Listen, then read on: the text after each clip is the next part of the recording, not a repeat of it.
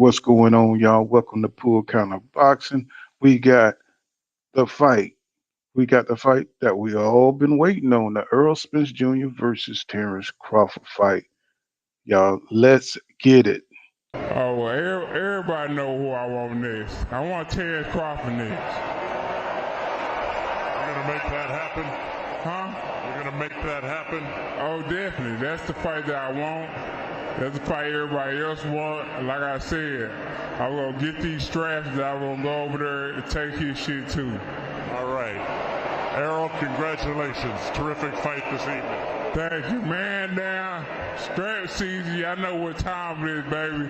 Terrence, I'm coming for that motherfucking belt. All right.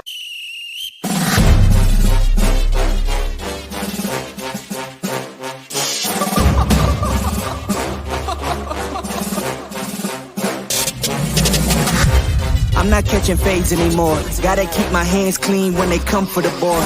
Keep it smooth like a dawn, making moves in the dark. Cause I learned how to swim in the pool full of sharks. Now they coaches, cause they can't read all his motions. How the kid never switch codes, but he codes with focus. Staring down your team with a frozen, ice cold look that could end the summer solstice. Cause I'm more like the top dog. Keep on running game and the gang will accost y'all. I be calling plays from a plane while I'm off court. But we ain't the same, you a lame, I'm a mob star. Actually, I'm a top dog on a stat sheet. Off court, but I call plays for the athlete. Laughing when the cop cars try to catch me. Cause I rolled off in a taxi. With my feet up, I'm relaxing. Singing Figaro with no accent. While I pull strings from the streets in. Do it all with a straight face, I'm the kingpin. Top dog, top flow, boss mode. I'm the kingpin. Showstopper, top dog, God vibes. I'm the kingpin. They know I'm a dog and a beast, man. Yeah, I keep the peace with a piece, man. I ain't got no time for appeasement. Why would I respond to a pawn? I'm the... Hold up. If I let my dogs off the leash, then you might want to get out of Dodge by the evening. Honestly, think it's not the blood and the beef. If they don't leave anything behind at the evening. I can see you soft, ever thought about retreating. If you never have, then they'll give you a reason. Better watch your tone, lose your bass when you speaking. Underneath the mask is the wrath of a... When you learn how to smile in their face, then go cutthroat. Then they wanna call you a con when the blood cold. I remember starving while y'all had a truckload. Now I'm with the mob with the call and the gusto. I'm a top dog on a stat sheet. Off court, but I call plays for the athlete. Laughing when the cop cars try to catch me. Cause I rolled off in a taxi. With my feet up, I'm relaxing. Singing Figaro with no accent. While I pull strings from the streets in. Do it all with a straight face, I'm the kingpin. Top dog, top flow, boss mode. I'm the kingpin. Showstopper, top dog, God vibes. I'm the kingpin. What up? What up? Yes, indeed. Yes, indeed. Man, it's like, I feel like goddamn Sam Cooke. It's been a long time coming. But we finally got the fight, man, that we've all been waiting for. Now, the contracts are not signed from what I understand, but from what I understand, they all agreed on the terms. So that's further than, that's more than we ever heard about this fight. And that's good. So if they agreed to all the damn terms, that sounds like we're about to get the fight. And they're even talking about a date. They're talking about November 19th. You know what I'm saying? In Las Vegas, the way it's been sounding. So it's been going on all day long. So no more what I'm saying, people putting out fake rumors out there, you know what I'm saying? I think it was I think what was that channel? YSB or something like that there. One of them guys, he had predicted this a while back, but everybody of course was exhausted with all the motherfucking rumors that was out there and people were just tired of hearing it. But this seems like it's the real deal. You know what I'm saying? So now, what I'm saying, we got, what I'm saying, everybody now we can speculate who is going to win this fight. You know what I'm saying? But the way this whole business went down, what the hell does that mean for big fights in the future? Myself being a traditional boxing fan, you know what I'm saying? It's just, fights were just easier made because, you didn't have as many promotional companies getting in the way. You didn't ever have everybody trying. Well, you had people trying to get in, but it wasn't in so many of these network elements. You had ABC. What I'm saying? You had NBC. You only had a few networks out there that was, kind of delving into the boxing business. So, it was easier to make fights with networks. But now, what I'm saying, you got so many different entities that got money, like the Zone. What I'm saying? You got Probellum. You know what I'm saying? You got the classic Top Rank. Now you got the PBC to contend with. What I'm saying? So fighters got, what I'm saying, they got more options to go different ways to make their money and who they want to fight. What I'm saying? Do they want to go the WBC route? Do they want to go the IBF route? Just depending on, what I'm saying, how they position, what I'm saying, themselves, what I'm saying, in the boxing world. So now, what I'm saying, look like they finally got over the goddamn hump. You know what I'm saying? They finally got over that, what I'm saying, whatever it was, what I'm saying. For one time we heard about, it was the PBC and the what's going on film study. He said, y'all heard what Haney said about the fight. Now what Haney said, what I'm saying, what he said about the fight. It don't really matter, what I'm saying, because what I'm saying, long as they have agreed on the terms, bro. What I'm saying? We got ourselves the best and biggest fight in boxing history. We're finally going to find out who is the best at the welterweight division. You know what I'm saying? So it don't really matter how they went about it. Shit, what I'm saying? We got it. We here now. You know what I'm saying? We ain't got to worry about it. Now, what I'm saying? All they have to do is start. They have been training. We've seen them getting ready.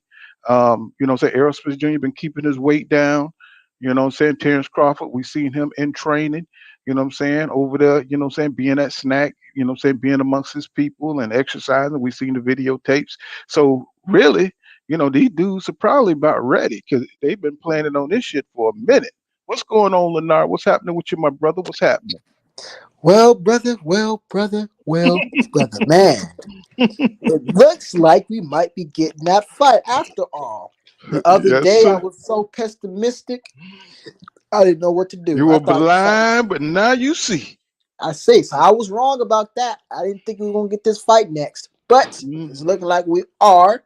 It's not 100% done What's going on, yet. three pumps? It's Hmm. not going. It's not 100% done yet. So anything can happen. But I am in better spirits. Yes, So sir.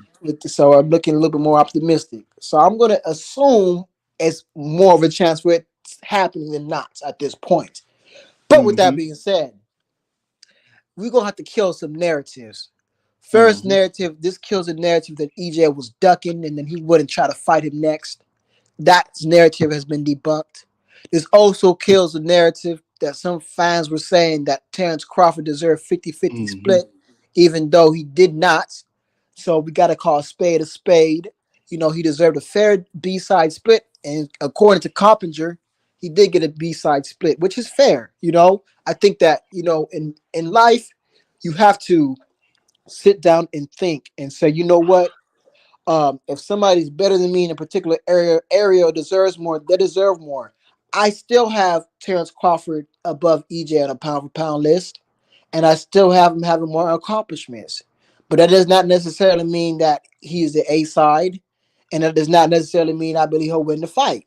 You have to call a spade, right? If somebody's better than you in a particular area, they're better than you or more than you in that area. That doesn't mean that you can't be better or more than him in another area. So when it comes in the area of A side, B side, it was clear EJ deserved that. So with that being said, we get our, I'm more excited, even though we got those two narratives killed, I'm more excited about the actual fight. We Hmm. can actually start breaking down what's gonna happen. We ain't gotta worry about being, about no damn money. Now we can worry about exactly what's happening because that's the main part. What's gonna be happening Hmm. right in this fight.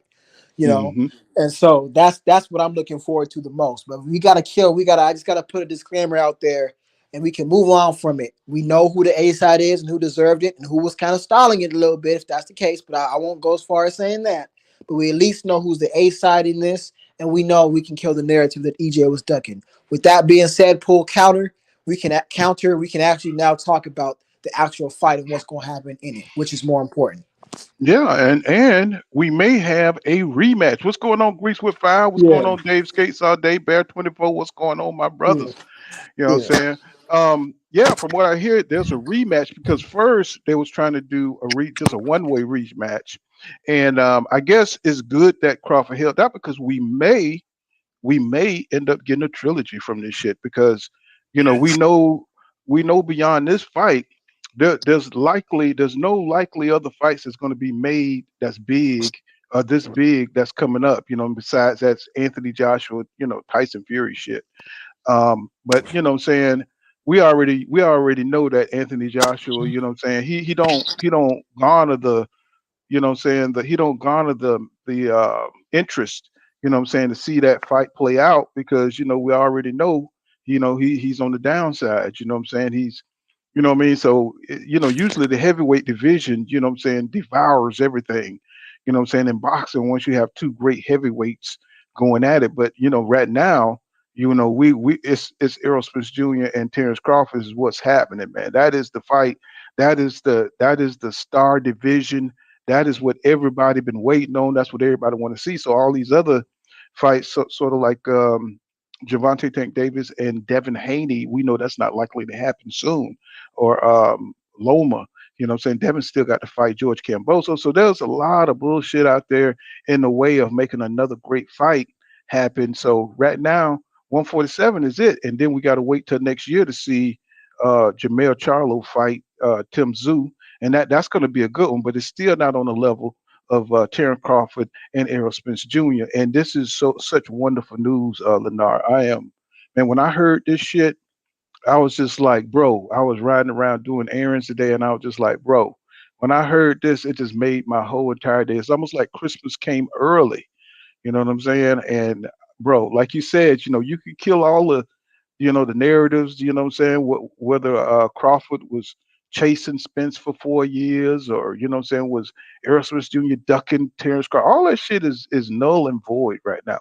Right now, we got the two best welterweights that finally, what I'm saying, signed the papers to say, well, not signed the papers, but they finally agreed on terms. Let's keep it real, and that they're going to fight. So, I mean, I still don't understand what all the holdup is. You know what I'm saying? I don't understand all the nuance why everybody's so motherfucking scared to say what's really going on. You know what I'm saying? So, I guess the egos are involved, of course, with these two being rivals and shit like that. But what I'm saying, we want the fight to happen, and November 19th. I can wait till November 19th. What about you, Lennar?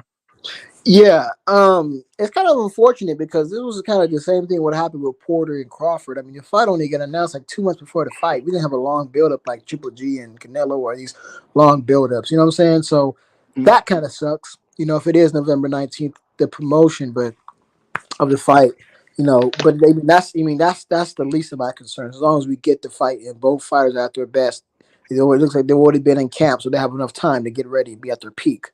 So there's no excuses. And I don't know about the trilogy.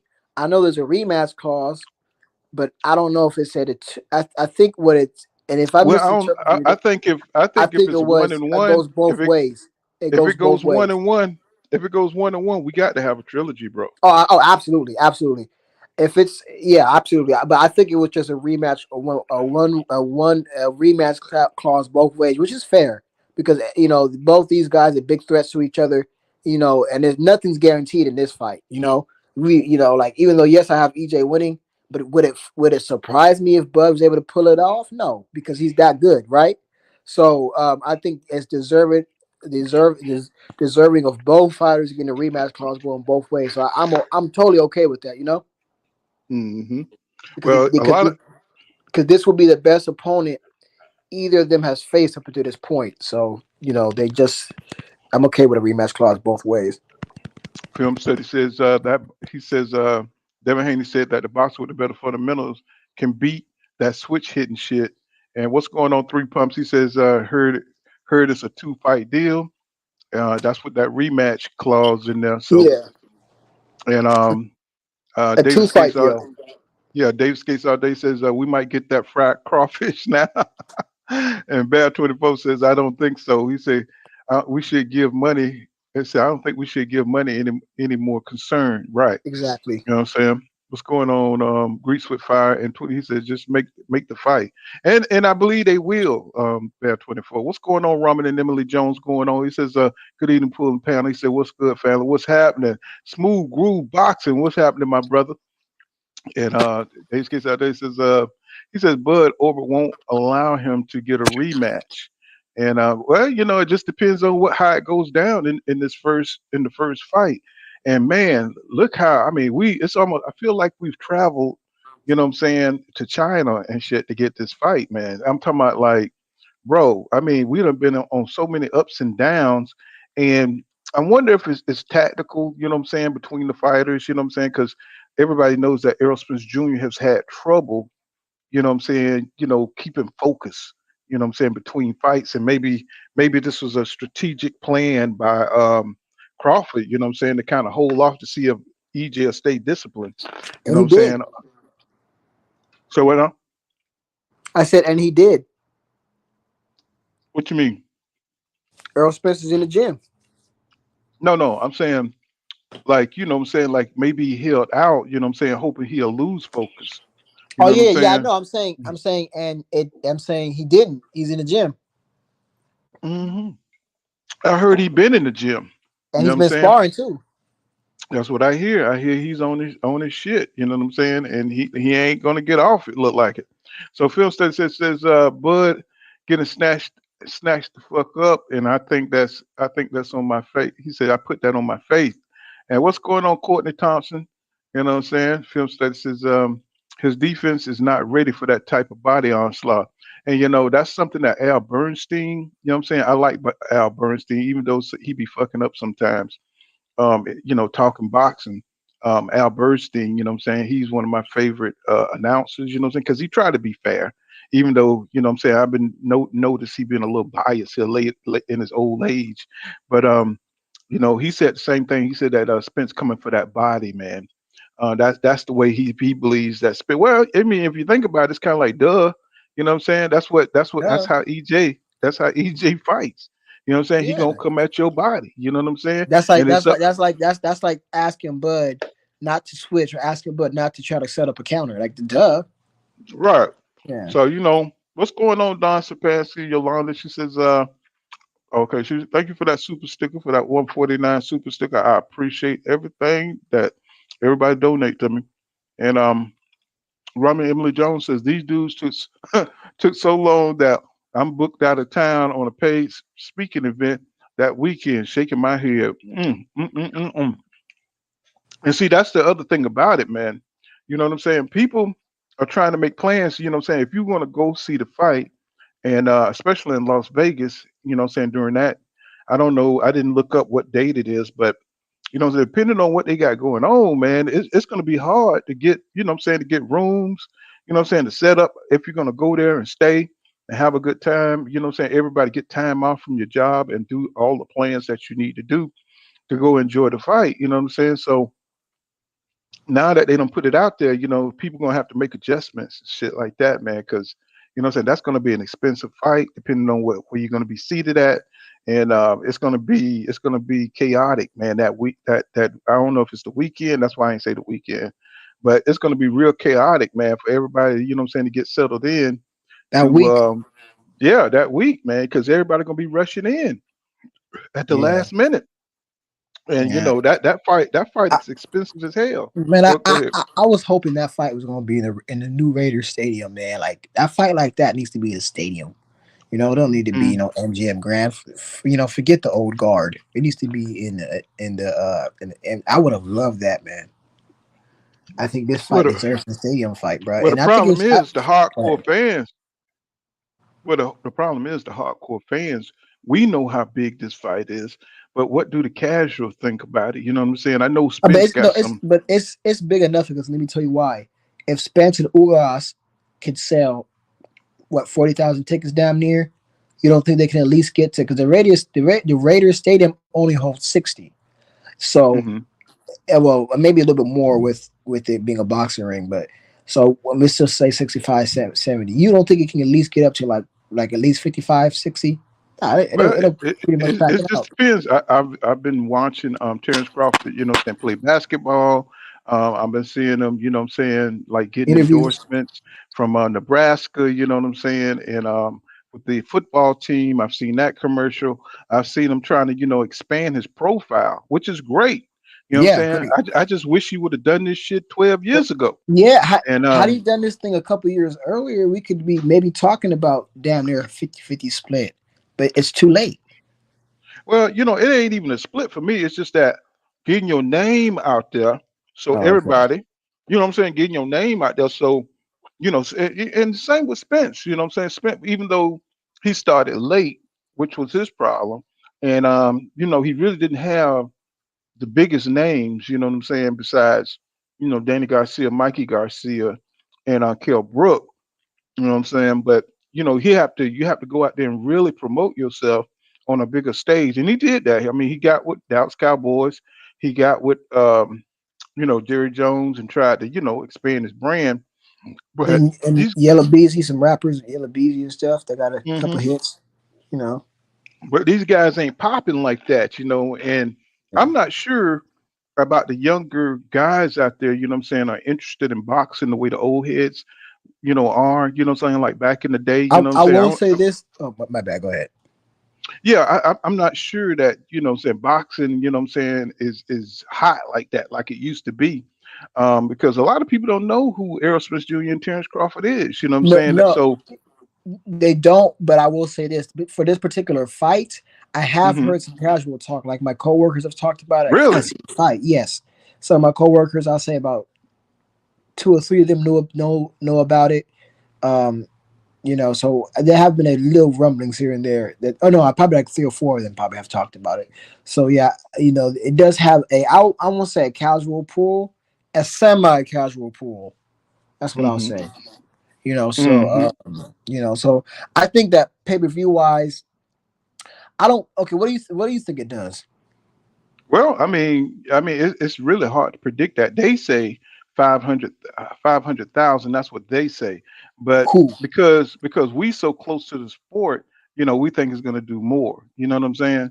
So you know what I'm saying. You just never know what the casual fans. You don't. when you say they, who are you talking about?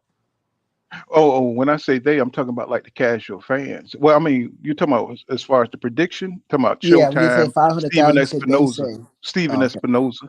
You know what Did I'm he say saying? that? He's saying that yeah, he thinking it's gonna do. I don't know if that's just a ploy to keep the pie small for them to divide, but the way I feel because of saying how great these guys are, they should be able to do 800,000. But No, we don't no. know how the casual fans are looking at this fight. See, you know I what I'm saying? think so.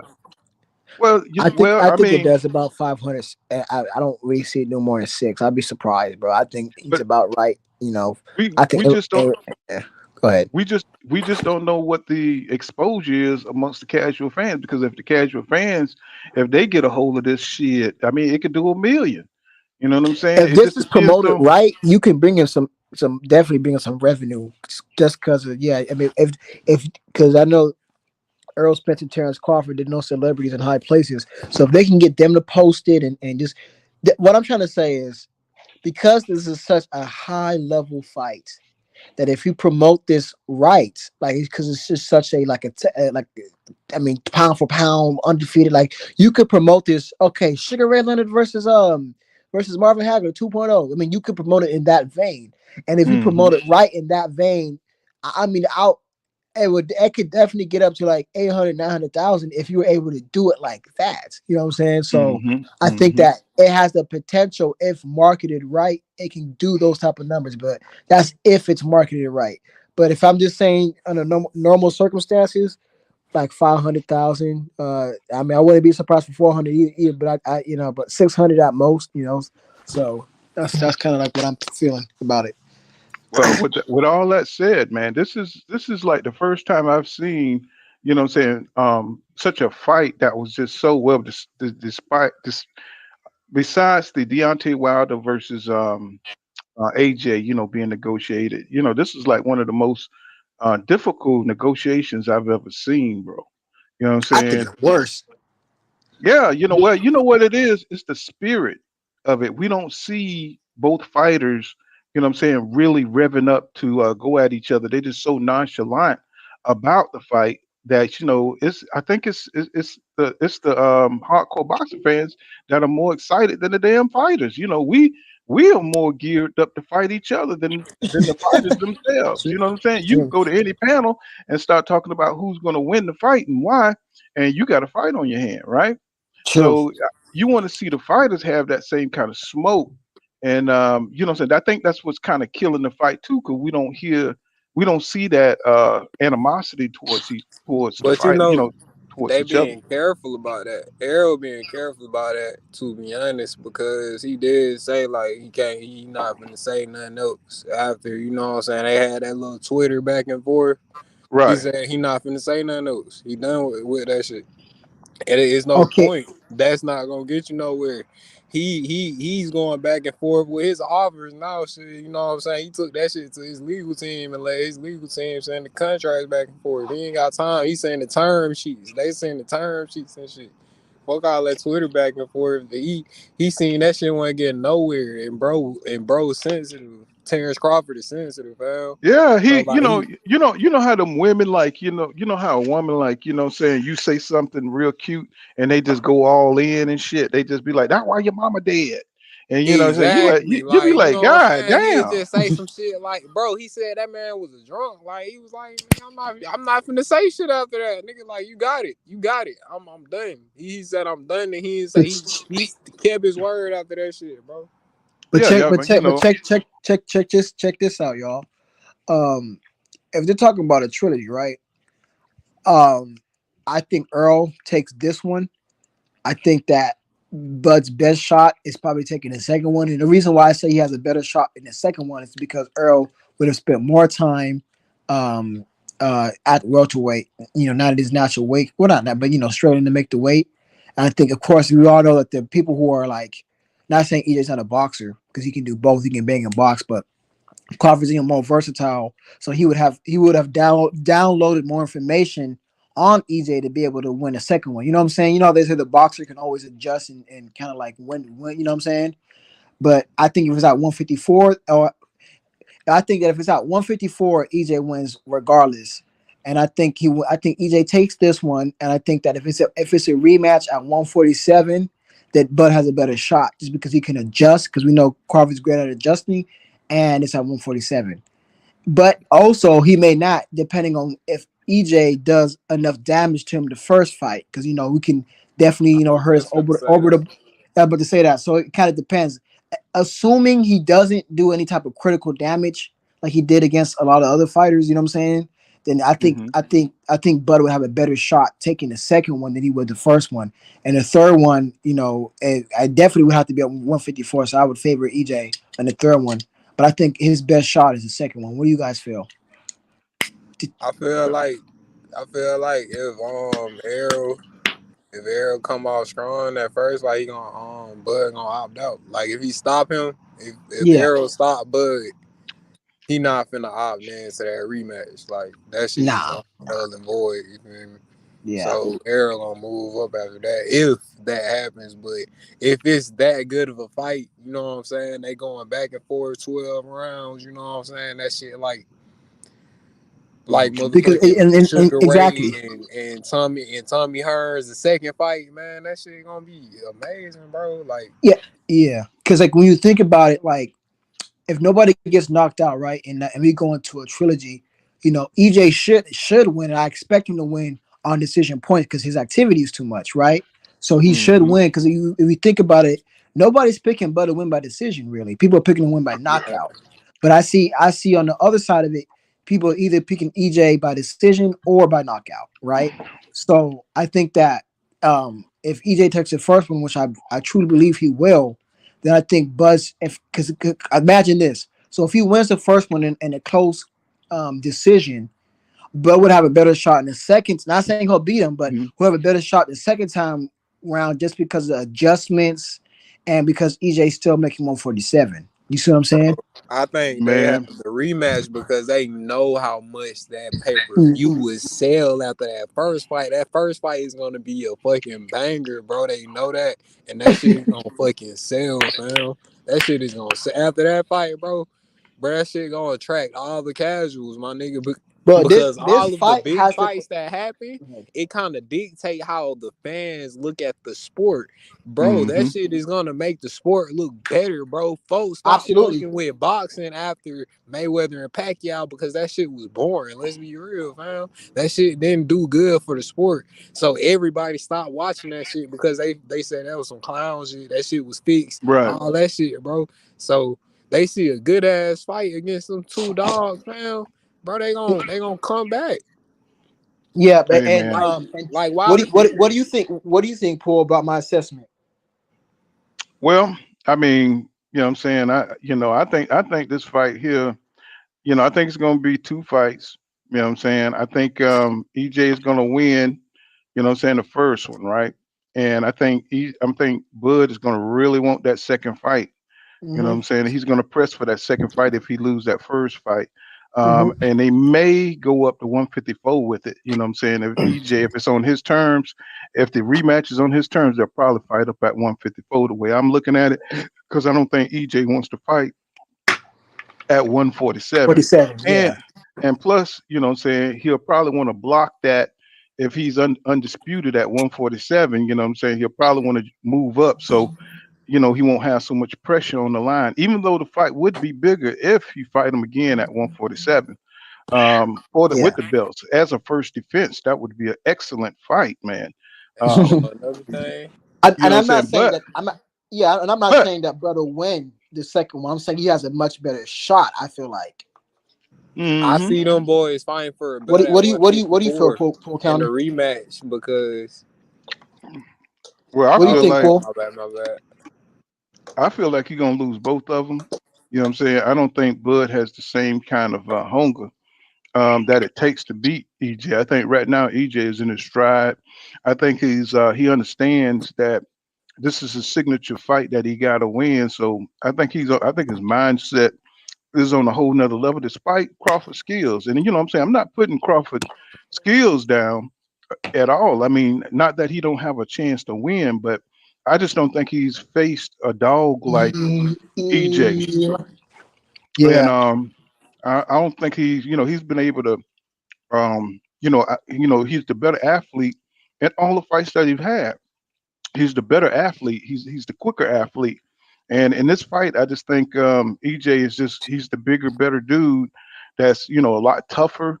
You know what I'm saying? And he can make the adjustments. You know what I'm saying, to keep Crawford under control. You know what I'm saying? He got that. And I He think got he that. wants it more He what? because Mm, I think he that's what wants I'm it more. saying. And the That's what I'm reason why I saying. say that is because this is EJ's dream all in his hands. I want to become the first ever undisputed welterweight champion. You know, Mm, and Bud has shown that he said he wants to be an undisputed champion, but EJ before said I want to be the first ever undisputed champion. So he is literally going to have to die in that ring in order for you to put hmm him down. And I think that I think he just wants it just because of what he's been saying. You know what I'm saying? Not saying Bud don't want it because he definitely wants it too. He's a competitor. But I'm just saying that like I feel like because Terence Crawford has already tasted glory, and you know what I'm saying, you can't beat a man who is still on his way to the top because he's hungry. You know what I'm saying? And not saying Bud's not hungry, but you see Bud has already tasted that glory, right? You got some, you know what I'm saying? When you reach the top, you know what I'm saying, you tasted the mountaintop already. So like, okay, you won't appreciate it as much a second time.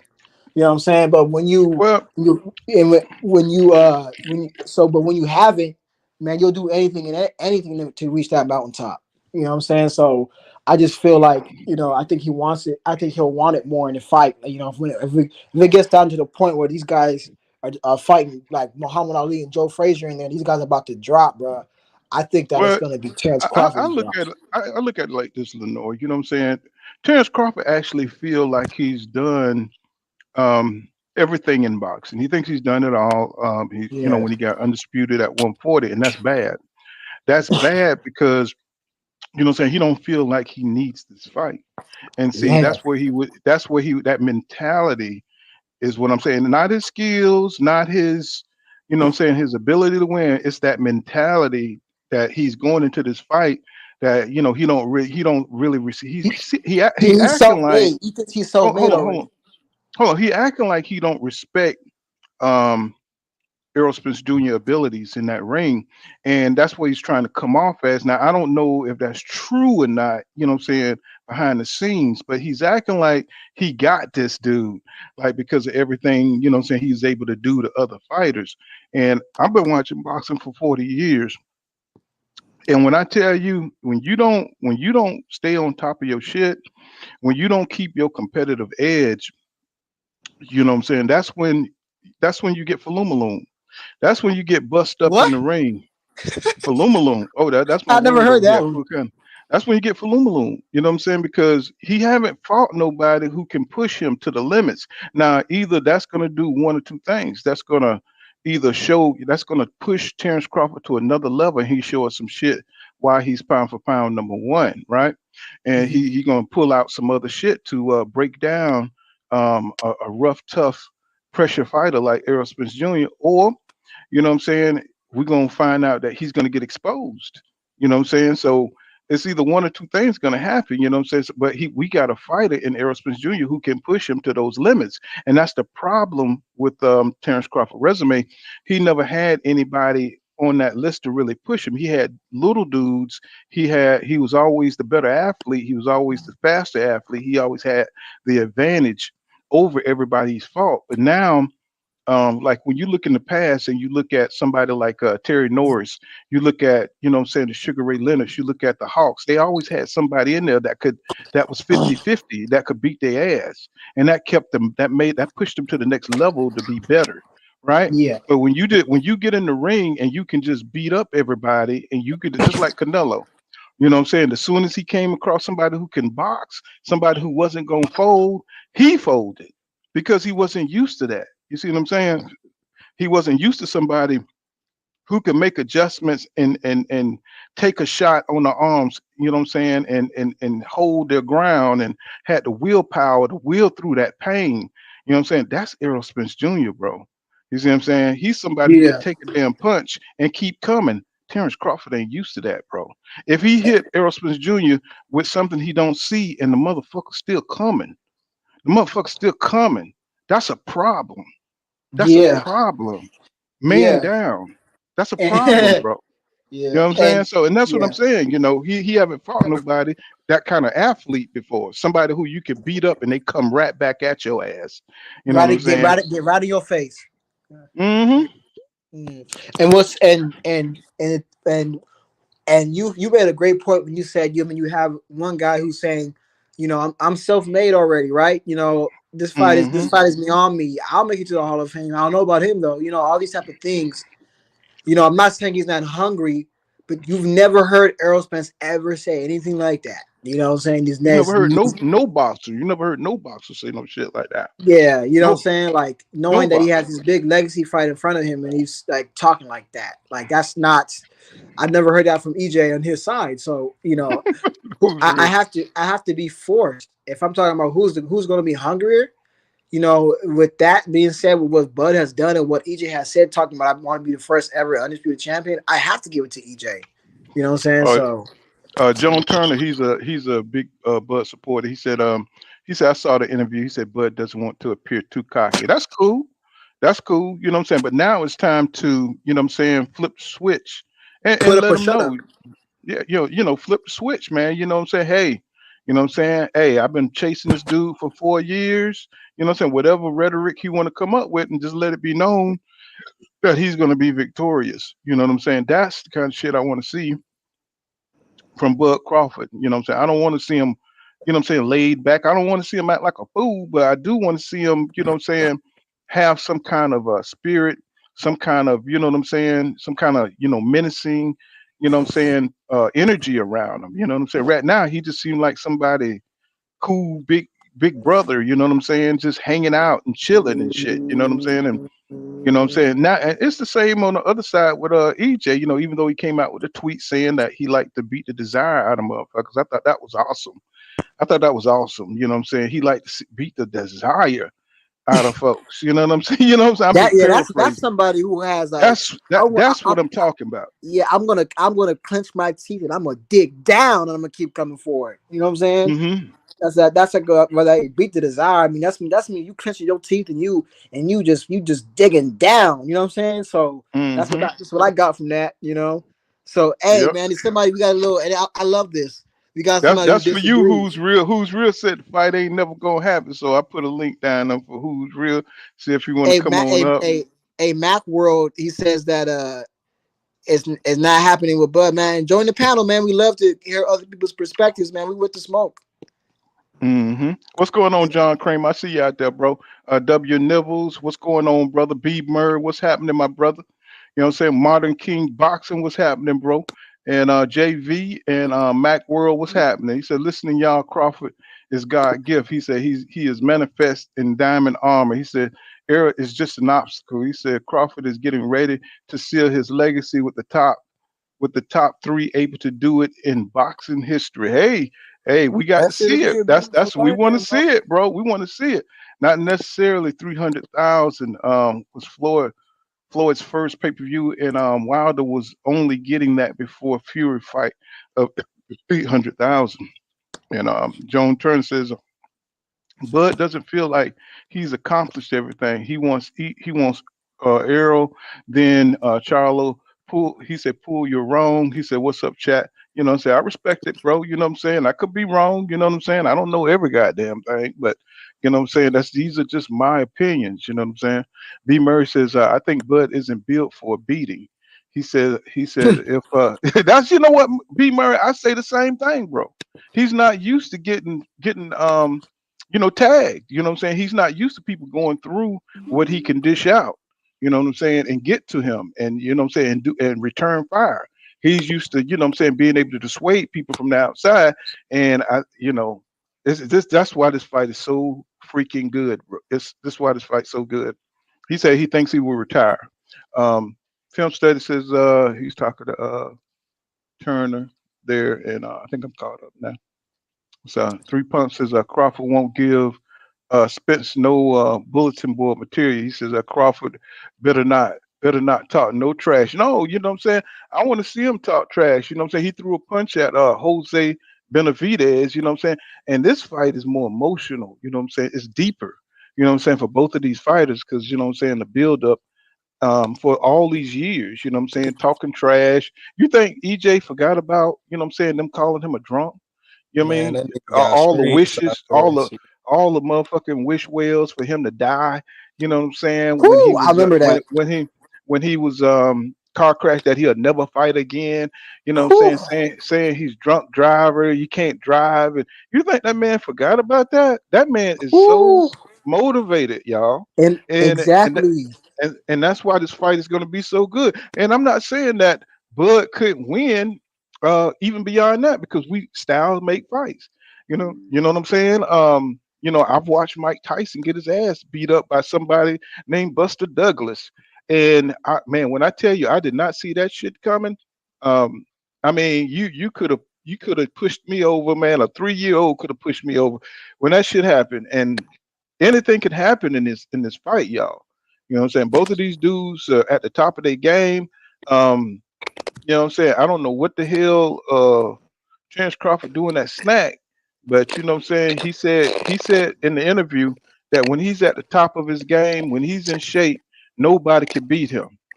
You know what I'm saying? So, you know what We'll I'm saying? I'm see. glad. Hmm. We'll see. Hmm. And you know what's crazy, Paul? I think that I think the fans are the main ones who added the fuel to the fire for this fight, man. I Hmm. really do. I think it's not even just the fighters themselves. I What's think the going on, fans Zach? have. I think the fans both sides have pissed the fighters off, but I think the fans have really digged. I mean, has really put a fire under EJ to make it worse for Bird, man. Hmm. And see, a lot of people be talking about, yeah, like, a lot of people act like EJ has got to go in there and knock out Terrence Crawford. But EJ is going to go in there with the same game plan, and he adjusts off the fundamentals that he do. He's got a certain style. That's that. You got a lot of background. Just mute till you get ready to talk. So he's going to go in there with the same boxing plan and see if Crawford could deal with it, right? And then he's going to make his adjustments from there. Just the same thing with Crawford.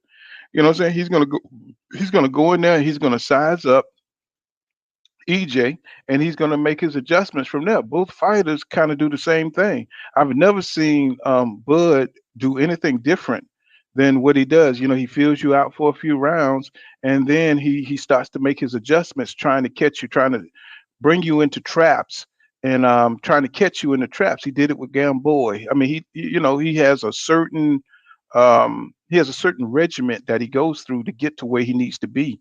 And sometimes he loses rounds, you know what I'm saying, doing that. But he's been successful at it. You know what I'm saying? He's able to get these guys out of there. And but with EJ, unless he's doing a lot of lunging, unless he's doing a lot of leaving himself open in the fight, um, you know, like he did against Ugas in the early part. I mean, I don't think that's going to be enough for Terence Crawford to take him out. But I do see Terence Crawford being successful in the fight, getting some offense off. You know what I'm saying? But I think EJ will make the adjustments. You know what I'm saying, that he got to make. You know what I'm saying, to correct those kind of moves. And I do believe that the ring rust that he had affected him a lot too. And the 14 months outside of the ring really affected him in that fight. You know, so you know, say a lot of people are looking at how EJ lunge a lot, but even Derek James, you know, saying whispered in his ear and told him we gotta, you know, saying get that shit under control, and I think he knows that. So you know, what I'm saying I think that's why this fight is going to be so interesting. I wish Bud would have got himself a fight in. Um, you know what I'm saying? Because you need to be active. You know what I'm saying? You could do all the sparring, you could do all the training you want. But unless you get into the ring and you have to use your brain and use your physical abilities, you know what I'm saying? You're not gonna learn shit. You're not gonna get sharper. You know what I mean? You can get sharper from sparring, but it's not like real combat experience. So I'm just kind of sad that Terence Crawford didn't take a fight with maybe Keith Thurman or somebody, you know what I'm saying, to sharpen up his skills, to keep himself active. And that's something we just gonna have to, we just gonna have to, like, you know what I'm saying, have faith that he's gonna be, you know what I'm saying, sharp when he gets in there, you know what I'm saying? But EJ, he got the Ugas fight, and that's gonna help him, you know what I'm saying? That's gonna help raise his game against Terence Crawford. What you guys think? Um, I think that I mean, yeah, I mean, it would have been nice, but I mean, that's Bud's fault, man. Like, you could have got a fight in, but instead you Hmm. sit on a shelf. So I mean, you Hmm. can't blame nobody but yourself on that one. Yeah, yeah, but Like, what you think, is it going to hurt him, or do you think it I help think I him think rest? he Do looks you think pretty it help sharp. him rest and study Errol Spence Jr.? You know what I'm saying, I from the think outside. I think that that's a good question. I think it's not going to drastically affect him, but I think that he may give up a round or two he can't afford to lose just to get, you know what I'm saying, just to get sharp, right? So you know how Hmm. sometimes it may take a fighter a couple rounds to get started. So he may lose a round or two that he can't afford to lose in his fight. You know what I'm saying? Just due to that before he gets the cogs going. You know what I'm saying? The wheels turning.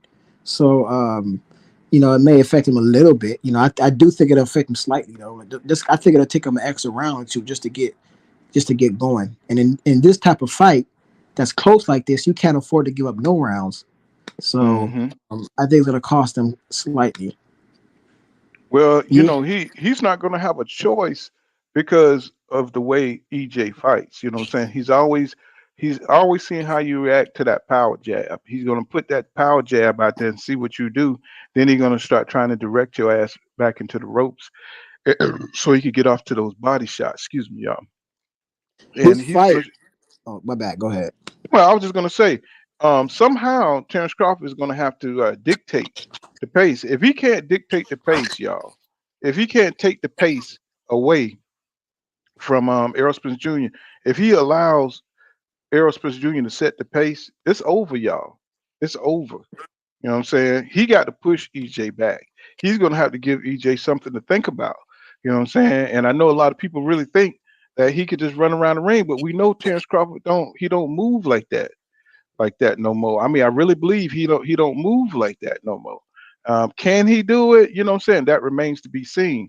But he cannot stand in there with Errol Spence Jr. That shit ain't happening. What's going And on? this, Just Do Boxing, y'all. Please subscribe to Just Do Boxing, the TWT team over there. hey, Go ahead. hey, Pool. I'm gonna I say this. seen him try to. Go ahead. Go ahead. Go ahead. I seen Crawford try to do something new in that Porter fight that might get him fucked up. Like in that Spence fight, bro. He did some weird ass high guard where he was kind of leaving his whole body open Yeah. for body shots, but he was just covering up his face. Bro, that shit will get him knocked the fuck out, bro. Bro, that shit will get him stopped in the 8th round or some shit like that if he try that shit, bro. If he folding up like that, fam, to try to negate all these shots, bro, was throwing because Porter was letting off a combination and he was trying to stop it. So he kind of went in this weird ass high. I'm looking at the nigga like, what the fuck is that? Like, you know what I'm saying? Like, he's not a good defensive fighter. So he tries to find new ways and shit. Try to find new ways and shit to negate the fact that his legs are kind of not the same. You know what I'm saying? Mm-hmm. He used to use his legs more, but now he's kind of standing in front of niggas. Like, bro, that was the worst high guard I ever seen in my life, bro. And this, That Well, should have get him. That should have get and well, him let me, when pound. you and when you fighting against motherfuckers that you don't have to move, you know what I'm saying? That's another thing, you know what I'm saying? See, he's not fighting fighters that are pushing him. He's not fighting fighters at their best, and that's what's gonna fuck him up. You know what I'm saying? In the end, that's what's gonna mess him up because he's not fighting guys at their best. You got to fight people at their best because when you come across a real one, now you got a goddamn whole Wolverine on your ass. And see, now you got to figure out how to stop this Wolverine, and you dull your skills. No matter what people say about your skills and your versatility, you got to train up, and you got to get yourself prepared so you can pull out your tools, and so they can be effective against somebody who may be a notch or two above you, right? If you dull and you can't access your tools because you've been fighting folks that's not really pushing you, then it's that's what I'm trying to tell folks. It's not about yeah, when it starts to get in the trenches, it's gonna show. mm-hmm, And I wanted to say, and this is why I said also about him, the ring rust may even push him. I don't expect him to start fast in the fight because he never really does, especially with the ring rust. It's gonna play a factor. I think. But see, by the time Bud gets to started, it's already too late in the fight because EJ is, he's not a slow starter by any means. He'll be about a third or fourth round. He's full gear. I mean, mm-hmm. back in the Ugas fight, I think by round two he was in full gear. Right, Round and two or that's what I'm three. You saying. know what I'm saying? I mean, So did you see? yeah. Did you, I mean, see? I think that's one thing that Bud has took away from the Ugas fight. One thing he took away from the Ugas fight, he see that EJ is not afraid to fight, bro. He's not afraid to engage. You know what I'm saying? So that tells me that Bud understands that he's gonna have to hurt EJ. He's gonna have to do it. You know what I'm saying? Because when they first, you see, a lot of people think this is gonna be an educated chess match. I don't think so. I think as soon as Bud gets hit with a really good shot, I think it's on and popping from there. You You know what think I'm the fight saying? begins then? Say it again. That's when the fight begins, huh? Yeah, yeah, because these two got so much energy between each other. Bud wants to whip EJ, and EJ wants to whip Bud. And another thing, you know what I'm saying, and I know this kind of jacked up, but they both need to be, I think Vada needs to be, you know what I'm saying, in really in this fight because I want this fight to be clean. You know what I'm saying? Because there's so much bravado going on here. Nobody wants to be shamed. You know what I'm saying? So it's easy to want to have an advantage in the fight. Not saying that Bud would do that, but he is over there with Victor Conte sometimes. You know what I'm saying? That motherfucker, he is the number one goddamn drug the PDE king. And so you just kind of gotta wonder, you're like, hey dude, you know what I'm saying? You shouldn't be over there. I don't know. Bud is just kind of like that. He's dealing with what's that guy name? that's on the run. What's that guy? Oh, What's the guy? yeah, Daniel Kinahan. Kinahan, yeah. So it's like he don't mind putting, hanging out with shady characters. You know what I'm saying? Victor Conte is another shady character. You know what I'm Jay saying? Z might And be a shady character. well, I'm just saying, you know what I'm saying? He's Yeah. got to be careful, how, because if I was EJ, I like, hey, nigga, put Vada beside that, put a Vada office beside that nigga Jim.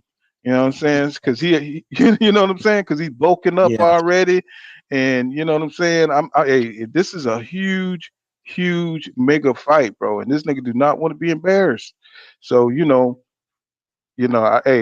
would just if that was me, I would just make sure that everything's on the up and up. You know what I'm saying? And I don't know if Bud, I don't think Bud would do that, but just just in case he's you're tempted. You know what I'm saying? He's over there at the snack and be like, hey man, you know what I'm saying? I got something for you. You know what I'm saying? You want to beat that dude ass? You know what I'm saying? Because he gonna break your damn ribs and shit. You know what I'm saying? And it's gonna be on and popping, bro. It's not gonna be a chess match like a lot of people think. I think it's gonna be a dog fight, and I think Bud want to have a dog fight because of that Napoleon complex that he has. He knows EJ is the bigger dude. EJ done already told him that he's what you Lighten call the it, ass. light in the ass, right? And that's just but he don't like that kind of shit. You know what I'm saying? He want to beat EJ ass because he's the bigger dude and he want to handle him. So I know he's training his ass off so he can go in there and put hands on EJ, even probably try to beat him at his own game.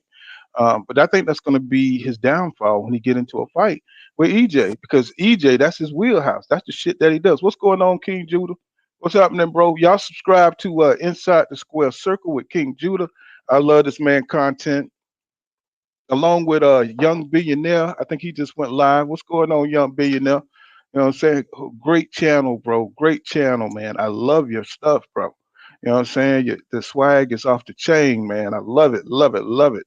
You know what I'm saying? So, but yeah, that's how I feel about it, man. I think your boy gonna go in there. He gonna really throw down. I think this fight is gonna be the best fight of the year.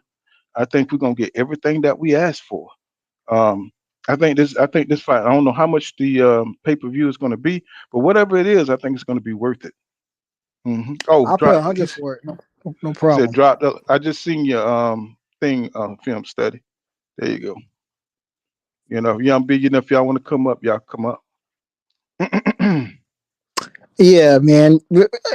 I want to be optimistic though, but man, it's not 100%. Like some people are saying, cap or no cap, because it's really not 100% yet. You know what I'm saying? So Hmm. and I know it's official, and I can jump for joy when I see PBC, Fox, or one of the fighters posted. Yeah. Well, I mean, maybe because of see, we don't know how these damn contracts be written up. Sometimes they got what you call them things when where you got to be silent in there. You know what I'm saying? You can't say certain things, you know what I'm saying, in the contract. We don't know if they tied up with that. You know what I'm saying? Due to the sensitive nature of both of these fighters' egos, you know what I'm saying? I've noticed that they being real careful not to say the wrong thing, especially Errol Spence Jr.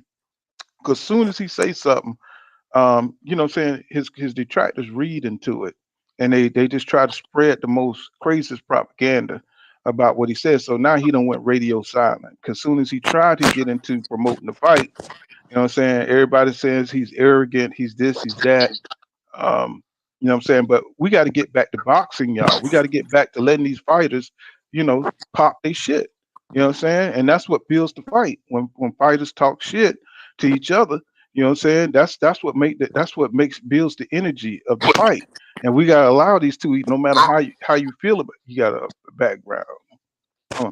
No matter how you feel about the fighter, you gotta allow them to pop their shit, man. You know what I'm saying? Back and forth without making it, what I'm saying, some kind of criminal offense. You know what I'm saying? And let me see, that's how I see that though. What's going on, GD? I see you out there.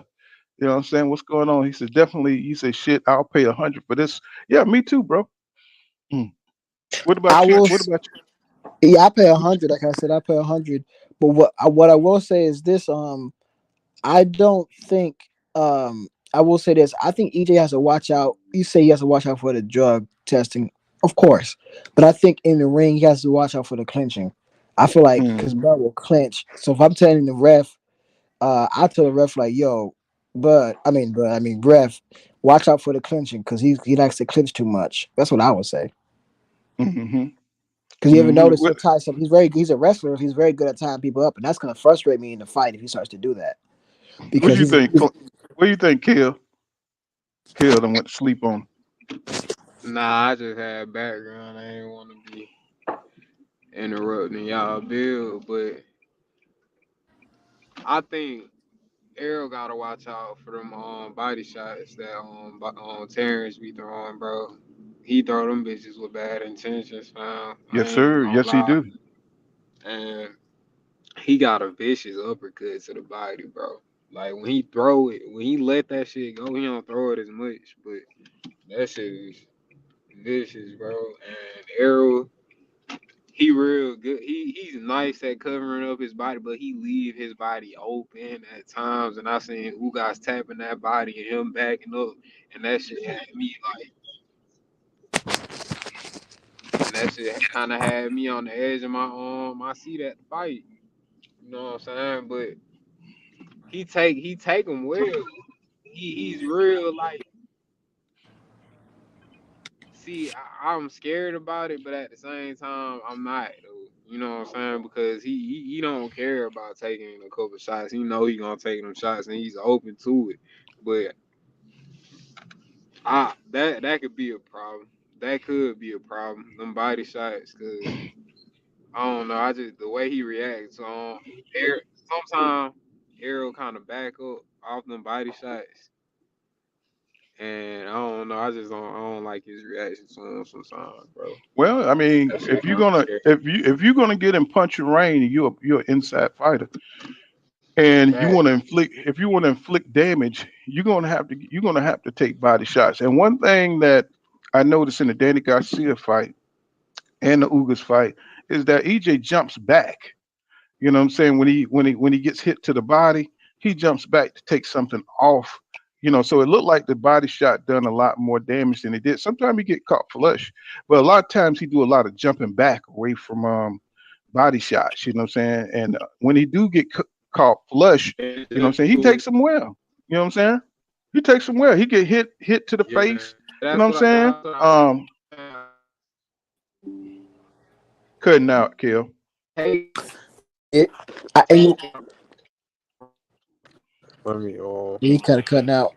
disconnect Yeah, he from Um, my kind of car. cutting. It's great now. I Yeah, yeah, I can hear you. Hmm. So what you Yeah, were I was saying? gonna say,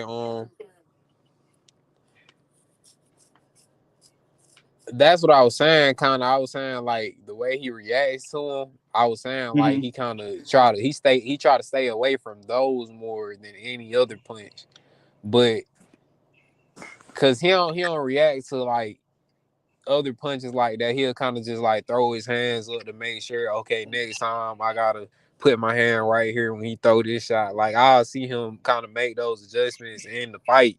Like he's thinking about it right after a nigga probably didn't hit him. Like he'll okay, I'll throw my hands up real quick. Like a Listen, slight late reaction, but he's kind of taking notes. You get what I'm saying? Like so he yeah. won't get hit with that same shot next time. He does that same shit with body shots, but he jumps back like you said, and I don't. It's kind of like you said. It's to take power away off the shot, but Bud he throw that shit hard, and that's what I'm saying. I'm just saying like Bud got real good body work when he decides to throw it. I well, do. I think he hits hard in the if body. you leave yourself open the way Ndongo did, you know what I'm saying? Ndongo, his boxing IQ is terrible. You know, he tried the same shot over and over, and Yeah. Bud obliged him by hitting him with that same rear counter. I mean, you got to load up and see Bud. He's a special athlete because he's quick enough. He's quick enough to load up on somebody like Ndongo who don't learn from his mistakes and got hit with the same damn shot about 3 times until he got knocked out the damn fight. And I was just looking at this. I was like, this is how you want undisputed? You know what I'm saying? This dude here. Hey, you know what? I forgot to say this. I had something like a real interesting point to bring up. But to the guy who was talking about body shots, I mean, oh, I remember now. Yeah, I will say this though. EJ has been reacting to body shots in his last two fights, but if you noticed before, he wasn't really reacting to body shots before the car wreck. But with Danny Hmm. Garcia and Ugas, he started to react to those body shots a little bit. Hmm. But before that, he was completely fine. So I wonder if that's just a thing from the car wreck, or is that just maybe he's not. I don't know. You know, it's not something. It's something that I Well, mean I noticed too, but I wouldn't be well, too concerned about it. I think Buddy McGirt, Sweet Pea. You know what I'm saying? If you seen Buddy McGirt, Sweet Pea, you got two top fighters, two talented fighters. You know what I'm saying? Going at it, but only one fighter had the ability to turn it up to another level. You know what I'm saying? And dominate. You know the fight, but both fighters was highly skilled. You see what I'm saying?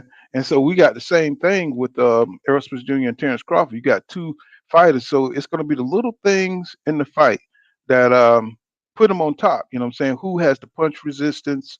Um, EJ, you know what I'm saying? He'll take a shot to get in position, you know what I'm saying, so he could give off his shit. And that's what I love about Errol Spence Jr. You know what I'm saying? He'll deflect the shot so he can stay in position so he can fire off.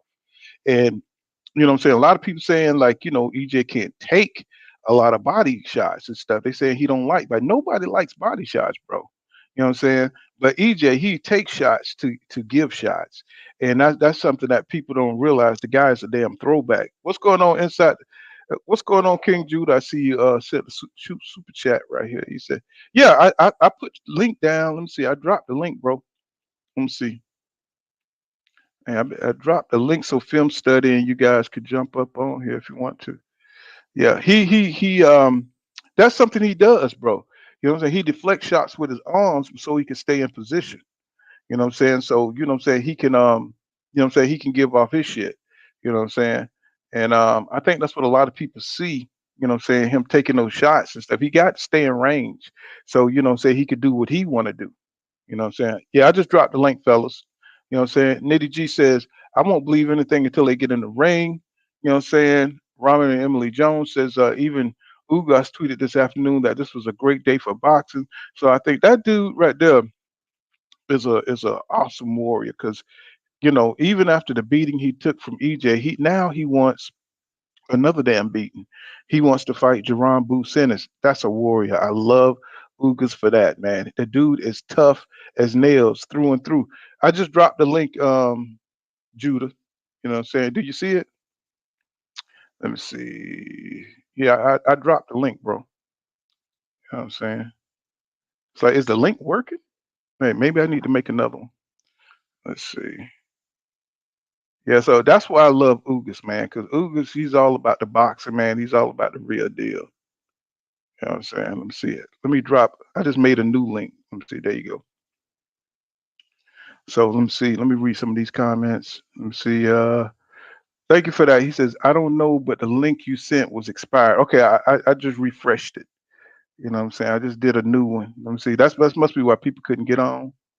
Let's see. What's going on, Charles Young? He said if Bud don't have enough power, he said if Bud don't have enough power to keep Spence back, you can forget everything. Bud will walk down and dodge. Yeah, you know what I'm saying? But I do believe that Crawford is gonna get off. You know what I'm saying? Because he's just too talented, bro. You know what I'm saying? His hands are fast. You know what I'm saying? He's really crafty. But I think he's underestimating. I think he's underestimating EJ's punch resistance, bro. You know what I'm saying? I think a lot of people are. He said Bud's not a. He says Ron Martin says Bud's not a chump. What's going on, Bernard Howard? He said Bud can't And start slow in this fight. As we know, Spence gets stronger as the fight goes on. Yeah, that's if he's training, you know what I'm saying? I wish he had that Blu-ray training, you know what I'm saying? I don't know. You know what I'm saying? We're gonna have to see, you know what I'm saying, if he's still on top of his A game. You know what I'm saying? You know, What's as going on, Eli y'all? Peters TV, he says, What's going on, dude? oh, he's talking to Jonah. And okay, what's going on, King Judah? What's happening, Charles? What's happening, fellas? Man, Man, nothing what's much, going on? Can y'all hear me? man. Yeah, Yep. yeah, yeah. Hello. Yeah, can you hear you? Hello? Hello. What it do? What it do? What's going on? What a wonderful day in boxing, fellas. Yeah, Oh I yeah, can hear yeah, you. Y'all got the same Wi-Fi going on. What's happening? What's that? yeah, man. Hey, I was just, man. I was looking at. I You knew must be in when a I heard bad area. when I'm Where breaking up. you at? You must be in a bad area. Am I breaking up? No, Judah, you, You you could sound good on not. my end. Yeah. Yeah. Okay. All right. What y'all think about it? Y'all ready for the fight? Oh yeah, man. Shit, I like when I heard the news earlier, man. I knew we was Hello. gonna do it live. Yeah. You guys good? And let me read some more of these comments. What's going on, Mac World? Mac World says Crawford would drop Errol ass off if she would, if he fights the same way he did with Garcia and Porter. Hey, Paul, can you hear Say me? that again. Yeah, I can hear you clear. Y'all can hear me? What you think about it, y'all? Oh man, I think well, I'm excited about it, but I think it's just gonna go down to one thing. You know, if Bud don't have enough power to keep Spence off of him, you can forget everything that Bud knows how to do. I don't care how many angles, I don't care what he can throw. All that's gonna get blocked out because Spence is gonna walk him down and he gonna maul him if he has no power. That's Wait. basically. I feel like it's gonna go down to that. Do Bud have enough hmm power to keep Spence behind? If you don't, it's a wrap.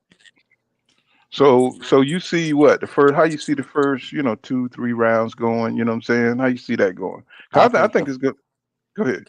I think the beginning rounds is going. I think it's gonna start off slow. I think I think once Spence feel what Bud is throwing, I think he gonna turn up about fourth round. He gonna start turning it up a little bit. hmm And you know, Bud, you know, he's one of those guys. You know how they say he collects data. He ain't gonna have hmm time for that. That's So what I he got to think. come with a game plan when round one starts. So hmm King Judah, you clear now, bro? I don't, you can hear me now? King Judah. Yeah, can you hear me? He probably still having a little problems. So Y'all can hear me you now? want to get in on this, bro? Yeah, I agree. Him. But Okay, yeah, go ahead, I bro. can. nah, Arrow defense gonna give Crawford a lot of problems too, bro. Cause I don't feel like Terrence fought nobody as defensively sound as Arrow yet, bro. Like all of them shots that Arrow be catching, like a lot of them shits be catching a lot of niggas flush that Crawford be throwing. So I want to see how I just want to see the fight, bro. I want to see how they react to each other, man. Like that's a good ass fight, regardless. Mm-hmm. Mm-hmm. Yeah. Go ahead. Go ahead, y'all. Oh no, I was no. I said I like how he mentioned about his defense. I think that's the most underrated thing about Spence is his defense, and people don't really realize how good of a defensive fighter he is. Like the majority of his fights, man, his face is damn near clean. Mm-hmm. Mm-hmm. You But ain't you what's ain't never going seen on? Spence busted up with a busted eye, eyes swollen, eyes closed up like Rocky Balboa. You ain't never seen him, you know, bleeding out of his mouth, nose busted up. You never saw that out of Spence.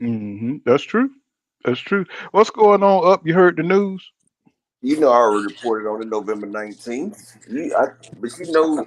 But I've been told y'all though. You feel me? I told you it was in the Right. bag. You feel me? Right. Remember And I told so they say they agree to all the terms, and so what you think happened for this to what I'm saying go down? it was already in the making, man. hmm I remember I told you regardless it was gonna have to happen, but they just had to, get with the daggone. They had to make sure they had the rematch clauses in agreement and all that stuff right there But Mm-hmm. them rematch clauses are really null and void because the clinic that he about to put on that man on that first time, he ain't gonna want no rematch. His body Mm-hmm. gonna need at least a year to recover before they get the rematch. You know? Mm-hmm. And for a lot of y'all who don't know, Up is the inventor of the 47 palms. I'm saying, and you want to tell them a little bit about that for all those people that probably don't know what that is. The 47 palms of Errol Spence was trained by Derek James. And what it consists of is Derek James teaches all of his fighters a certain way to fight. They have a mantra, a kata, like when you're in karate. You know, you do your training. You know, they got 10,000 hours. If y'all never heard of the 10,000 hours theories, is if you train for 10,000 hours, you do shit automatically. Like Dragon Ball Z, Ultra Instinct, your body acts without you having to think. And when you do it over 15,000 hours, you become a master at it. So Derek James practiced that 10,000 hours.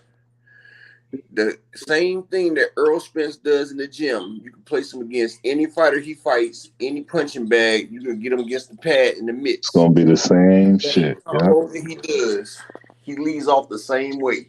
He Yep. fires the same combo and breaks a person down each way, and it's nothing you can do to stop it.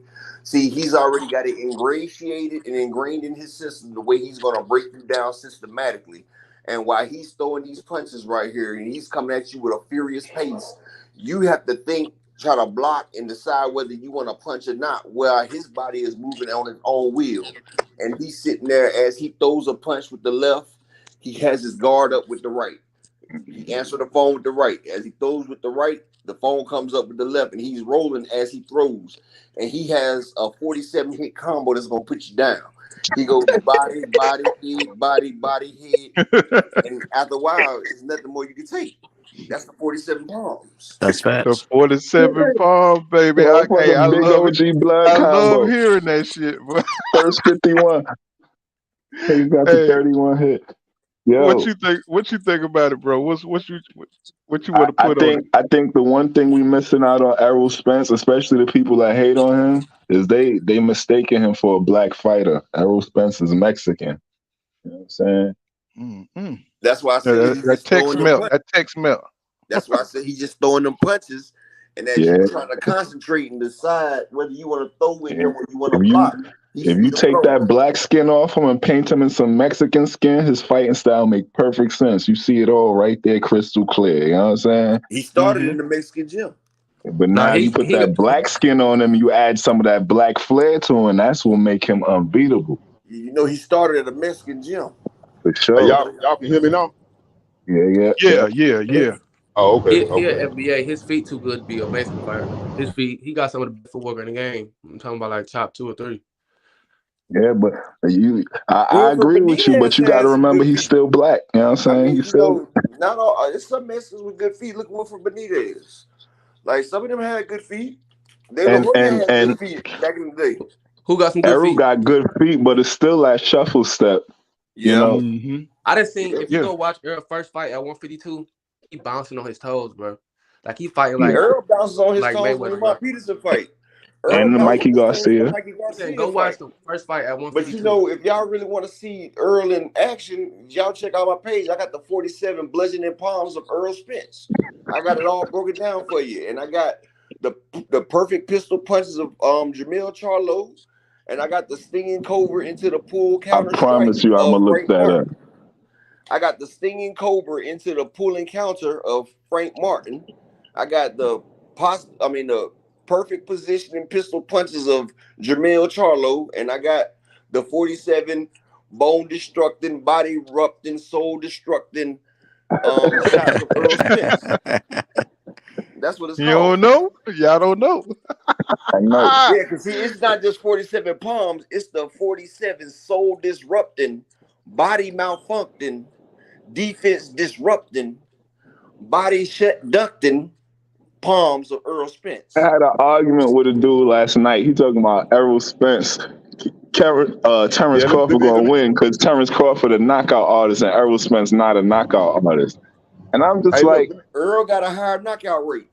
His shit is higher than Terence Crawford's knockout ratio. Errol is 88.6. Terence is only 86.7. Yeah, Terence Right. Crawford only got 29 out of 38. You know what I'm saying? Errol is on 22 out of 28 or some shit like that. And Bud Yeah. Hey, is a look. TKO specialist. He a TKO Hey, look. Let specialist. me ask He y'all ain't got something, the bro. rock cold like Bundy. He'll let the referee or let your father jump in and stop the fight. That's what he pro at. Terence does not have not one knockout on his record. Earl Let's has six. we Earl and has let's six not knockouts. we talking about grown men getting on the floor and crying, or you talking about doctors coming and saying, "Nah, bro, you got to chill." I'm saying Terence Crawford doesn't have a knockout. I'm talking about like Leonard Bundle I'm just talking knockout about what power. Errol Spence be doing to niggas, having grown men, boxers who do 1,000 sit-ups a day on the floor, reeling and crying, talking about their Earl stomach also a hurt. not Earl also a Leonard Bundle knock your ass out of here too.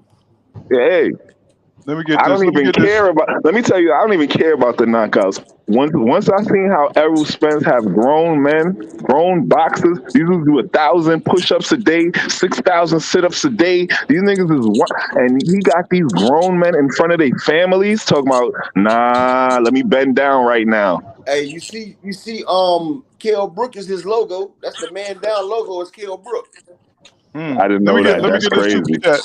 Let me get this super chat, fella. Thank you, Stephen Stephen Allen for that $5. He said EJ trained body shop for years. He said like a Shaolin master for real. Yes, sir. You know what I'm saying? Make sure you subscribe to Upper Echelon Boxing. You know what I'm saying? If you know what I'm saying, you love hearing about that 47 poem, man, I love it. You know what I'm saying? And he got great content over there, man. Really deep stuff. You know what I'm saying? Somebody got some background. Yeah, You it'd be hard for y'all to see me because I'm shadow banned, but y'all can see me. Just pull me up. But I'm shadow banned, so my shit might not pop up. mm-hmm. Mm-hmm. Let me Yo, see. look.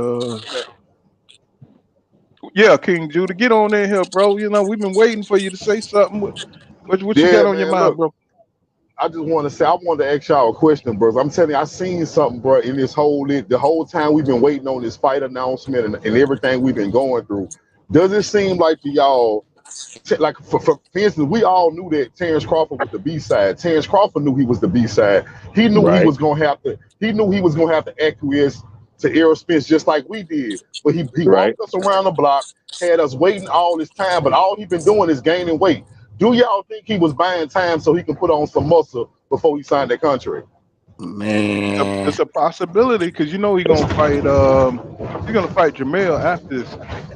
Yeah. Everybody go on mute. You know what I'm saying until you get ready to talk. You know what I'm saying? So yeah, he's getting ready to fight Mel. I think it's a 2 fight deal, bro. So you know he probably trying to beef up. You know what I'm saying? So you know because I think he's gonna fight him right after it. Judah, that's exactly what I said. I had been said it on Pool Counter. I said Terence Crawford's trying to buy time so he can pack on as much weight as he can before the fight get announced because you only get a 9-week training camp. I said so he's trying to damn bulk up as much as he can before that training camp come because he ain't gonna have enough time to bulk up. If he would have caught that fight in April, he wouldn't be as big as he is now. See, he's trying to bulk up and get his body used for Earl. Facts. That's what he was doing. That's what he was stalling out because you see, he took 35% and all that shit. And see, Al Heyman is even helping Terence Crawford get the bag because he had Terence Crawford set up a LLC, Terence Bud Crawford TBH Promotions. So Al Heyman hooked them up so he can get that money on the back end. So see, Hmm. he had all that hate for Al Heyman, and Al Heyman he got his lawyers together and he done put up a corporation for Bud, and And they Bud be say, lying. They be That's for lying you, like film rappers study. If you talking want to about come their up, record labels. They be lying, bro. If you just like Javante Davis, if you got such a problem with your promotional company, why you sign back to them, my nigga? Like these niggas is lying. yeah, but see now Bud got that label now, so now he can get all his residuals. And see, Bomac ain't part of that TBH. You know what I'm saying? But now Bud, all that bull crap he was putting for Al Heyman sat there and set him up a corporation so he'll have residuals. So see, he get residual pay off this fight. And Hmm. see, this is coming from a man that you've been talking shit about all these years, you and your people. And this man's still the first motherfucker to help you, though. You see how Man, easy? he had Bud could sit there and complain all he wants. Just like I look at Bud and Gary Russell as the same type of situation, man. They will sit there with that belt, hold on to it, and milk the game for their whole career, bruh, and try to grab something at the end. And Bud could sit there and act like his Al Heyman wasn't allowing him to do that for his whole career, but that's exactly what they was allowing. But the whole time he was in the welterweight division, that motherfucker been on cruise control. Hey, I know what I Hmm. think. I think the real issue for Bud is when he get to that corner. I don't think Bomac gonna be able to understand what the hell Derrick James is even doing. You know what Bo man gonna tell him? Man, use your Because you can't see skills. it. You gonna have to punch. You gonna have to be first. Use your skills. Come on now. Yeah, Down. because you Down on can't the see what cards. Spence is doing. What Spence is doing is so fucking basic that you almost overthinking it every time. But see, that's the thing. You think what Spence is doing is basic, but when That's you what I really mean. That's what I mean. Like it looks so fucking basic. and see, It's that's why not. everybody that say they What's see going on, something, Emmanuel Seven Lion? What's happening, bro? everybody that say they see something, they come out with their eye closed because Right. Hey, just looking at the fight, you think Earl is just straight up and down, but what they don't realize is the man is very subtle, but very, very eloquent with it. He keeps his Oh foot yeah, always keeps his right foot on the outside of the boxer. yeah. He always Oh takes a yeah. step when the boxer takes a step. He always And he corners you. He, always he, he cutting that tracks you ring off, down. man. Like He cuts down the ring. He tracks you down. He makes you fight when he wants to fight, and yeah, he's he cut always in that ring range. off magically, But man. You don't he even will see it happening. he will take a shot and get out the way, just barely moving his head, so you Yep, miss and steady fire, or he'll pull his hand up to the phone booth and catch your shot on the gloves. yep. I got He's very masterful. some It's only videos one. It's only detailing that. one fight. It's only one fight that Earl got bruised up in, and that was Sean Porter because he decided to fight Sean Porter's fight. But you Any know other what you fight, got to give Errol Spence credit for, and this is going to be the greatest point that you ever going to hear about Errol Spence and Terence Crawford. Errol Spence meets every fighter at their strength and and takes. breaks them at their That's what I strength. said. That's what I said. He Terence fights. Crawford capitalizes off of every fighter's weaknesses. See, that's what I said. See, that's why I said that iron sharpens iron. See, Errol Spence is a built is he's a fighter that's he's a made fighter because what he does, Errol Spence, he's like the perfect fighter because when you get a fighter, when you building a fighter, you want Hmm. to move him a certain way. If your Right, fighter hasn't fought southpaws, you want to put him up against the best southpaws so he can get that experience. See, right. Errol Spence went against the best counter punchers. He went against the best runners. He went against the best fighters that control distance. He went against the people that that are supposed to be slick fighters. And each time you put him up against a different fighter, that adds another tool to his bag. So when Yeah, he fought Sean Porter, they say he was an inside, dirty, down and dirty fighter. So Earl fought him his way and yeah, conquered him on his fight. So that yeah. added Earl to Earl's strength.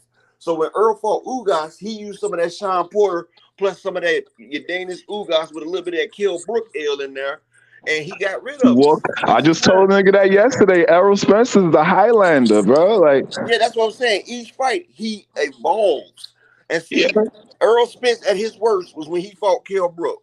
In round four, Oh yeah, he got Earl beat up in Spence, that I'm fight. gonna tell you, in round four, that was a make or break moment for Earl.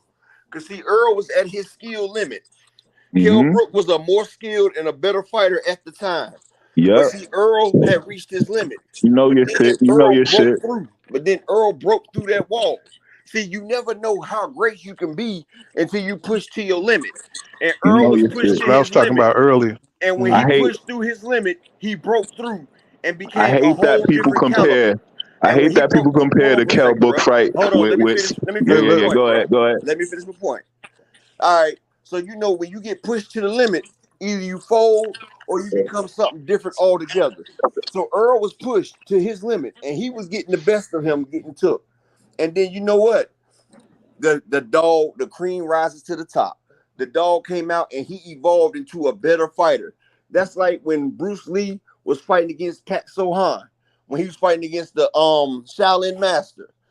It was Bruce Lee either was going to sink or he was going to swim. And at the Mhm. end, Bruce Lee, he evolved and was able to develop a move. And Earl was able to go to the next level. And when he evolved to the next level, just like Goku, when Goku evolved into the next level, each time Goku is pushed to his limit, he evolved into Super Ultra Saiyan. instinct, nigga. Then he went to Super Saiyan 2, Super Saiyan 3. Then he went to Ultra Instinct. But you have to be pushed to your limit to see what your body has in store. And Earl's body, from all that working out, all that muscle memory in them 10,000 hours, it said, we got you, nigga. We can do this. And his body just went into a different form. And he started to batter and bruise Kell Brook. After the 6th round, Kell was like, what the hell done happened? This nigga done got stronger. And he's hit me faster. And he's coming harder. And he's more relentless. And then you just seen the wheel go out of Kell Brook. And then it was over. Earl done evolved into a different fighter. And after that, he destroyed Lamont Peterson Ocampo. He became a different beast. And that's what happens. Iron sharpens iron. And when you push to your limit, you become a different type of beast or you fail. And Earl ain't in the business of failing. That's the truth. Mm-hmm. Spoken like the true preacher. Now that we've seen, you know what I'm saying, we saw Bud at 147, you know what I'm saying, we saw the fights that he had, his last fight beating Sean Porter, then we saw EJ, you know what I'm saying, beat Ugas.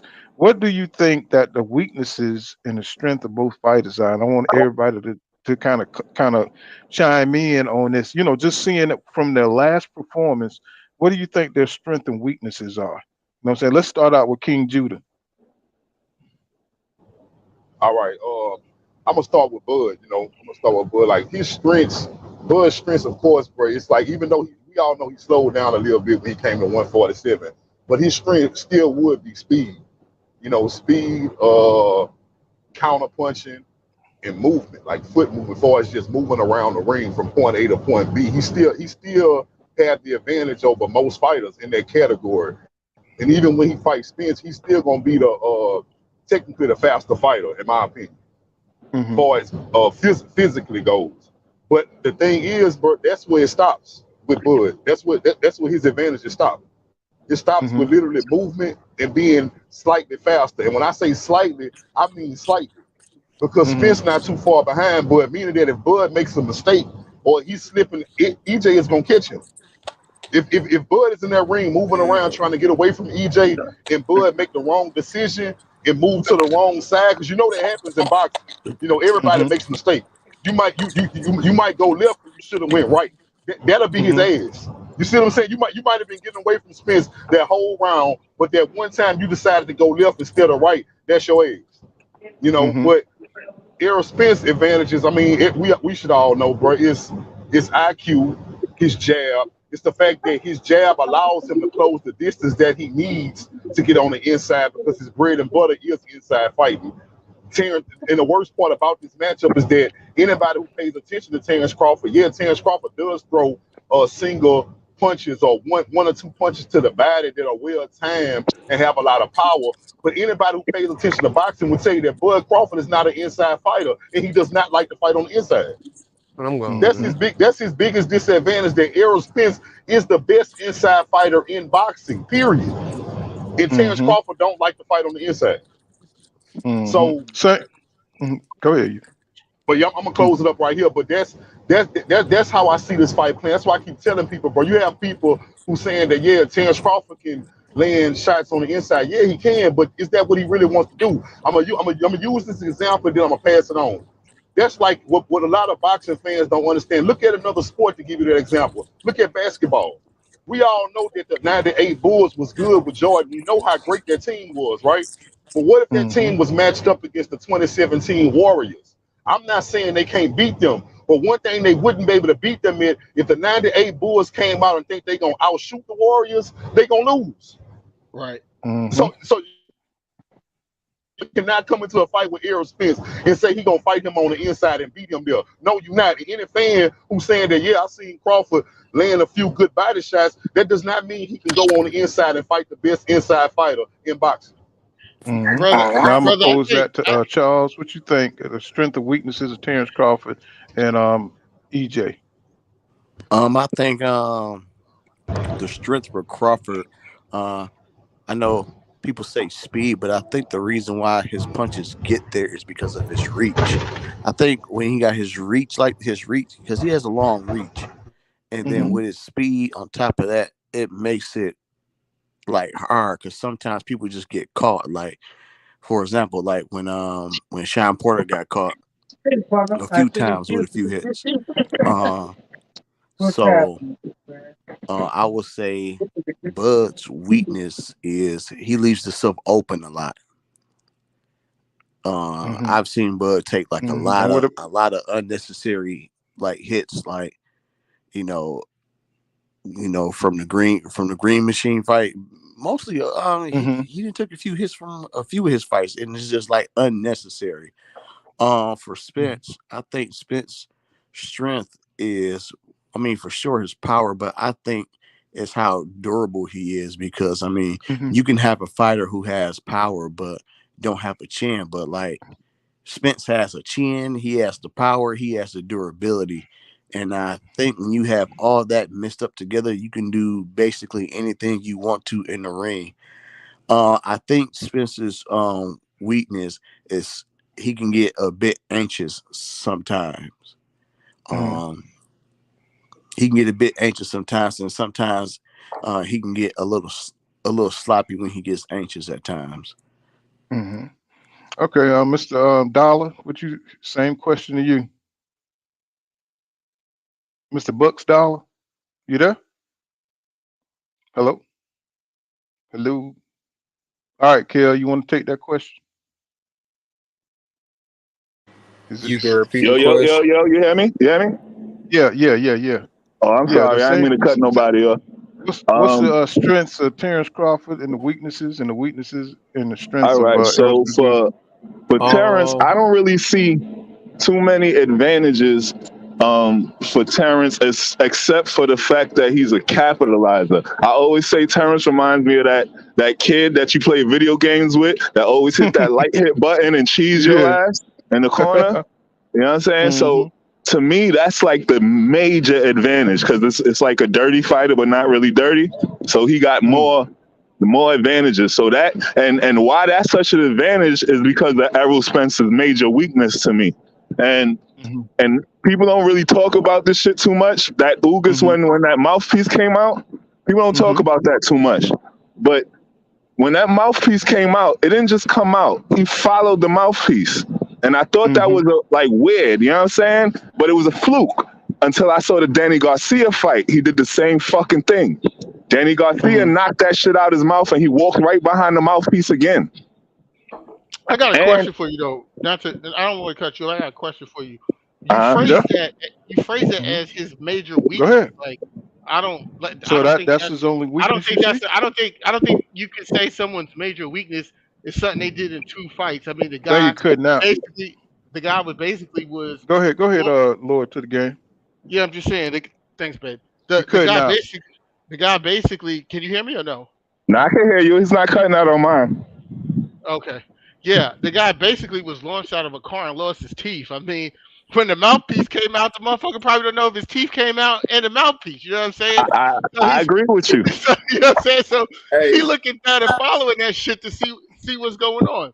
I plus, But agree with his you. But mouthpiece, he had his what old mouthpiece though. He said he gonna get a fitted one. right, right, I hear because the that, guy, but this is two different fights after the accident. One is Okay, but Danny both fights he Garcia. was using the same. He used the same mouthpiece for the Danny That Garcia and the Ugas fight. there's way too much money involved and way too much time in between for that to be possible. That's why he said no.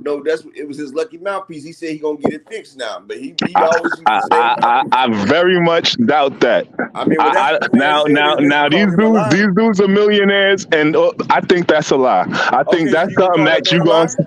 You gonna call Yeah, that because man a I liar? think that if he tells somebody that something wrong with his mouth or something wrong with his bite or something wrong with his mental when it comes to that mouthpiece, that's a weakness that they're gonna target. But that man said uh, that man sat there and said on the thing that's his same Go mouthpiece, and go he said ahead. he gonna get Continue one on with the fixed. weak. What else you think his weaknesses So is? so that weakness with that mouthpiece, right? the big thing for me is when it got knocked out his mouth. Not only did he follow it, the ref didn't stop it and put it back in his mouth. So if you watch from the time he got it knocked out, he ran from Ugas until the ref stopped it and put that fucking mouthpiece back in his mouth. Hey, if that's what y'all waiting on, y'all banking on Right. him, That's goddamn a losing his pretty yeah, it's mouthpiece, pretty y'all in sad. trouble. Well, hold That's on, pretty y'all. sad. We're gonna go one by one. Then we're gonna Yeah. freestyle it. Now, Go ahead. now, now, Finish up. if that mouthpiece don't come out his mouth, I don't think Terence Crawford got a chance. But if that mouthpiece come out his mouth, I don't think Interesting. Terence Crawford gonna miss the chance. Interesting. So what? Did you cover Bud? I'm sorry. Did you cover what Bud weaknesses are? You say capitalize. What was his weaknesses? Bud, I don't feel like Bud. I don't think either one of them have the type of weaknesses that'll make a difference in the fight. I Uh huh. think it's really 50-50 as far as weaknesses and perks go for either one of them. I just think that Errol Spence has a flaw that happened to him in an accident, Hmm. and Bud has a skill that might allow him to capitalize on that. Okay. If it shows itself. If it don't show itself, then it's just a 50-50 fight. But if that shows itself, it's not gonna work in Spence's favor. Okay. We're gonna go to Lord to the game because you know what I'm saying he's an OG in the business. I appreciate it, good brother. All right. So, what's the first question? What do you think the weaknesses and strengths of Bud and Errol Spence Jr.? What do you think the strength and the weaknesses? You know what I'm saying between these two fighters. All right. You know what I'm saying? I'll start with Terence Crawford. Terence Crawford Hmm. strength in this fight is the fact that he has a 74-inch arm reach. See, so he has abnormally long arms, and Terence Crawford is really good at hooking off of his jab, especially stepping backwards. Everybody go on mute so you can hear Lloyd to the game. You know what I'm saying? Go on mute. Go ahead, Lloyd to the game.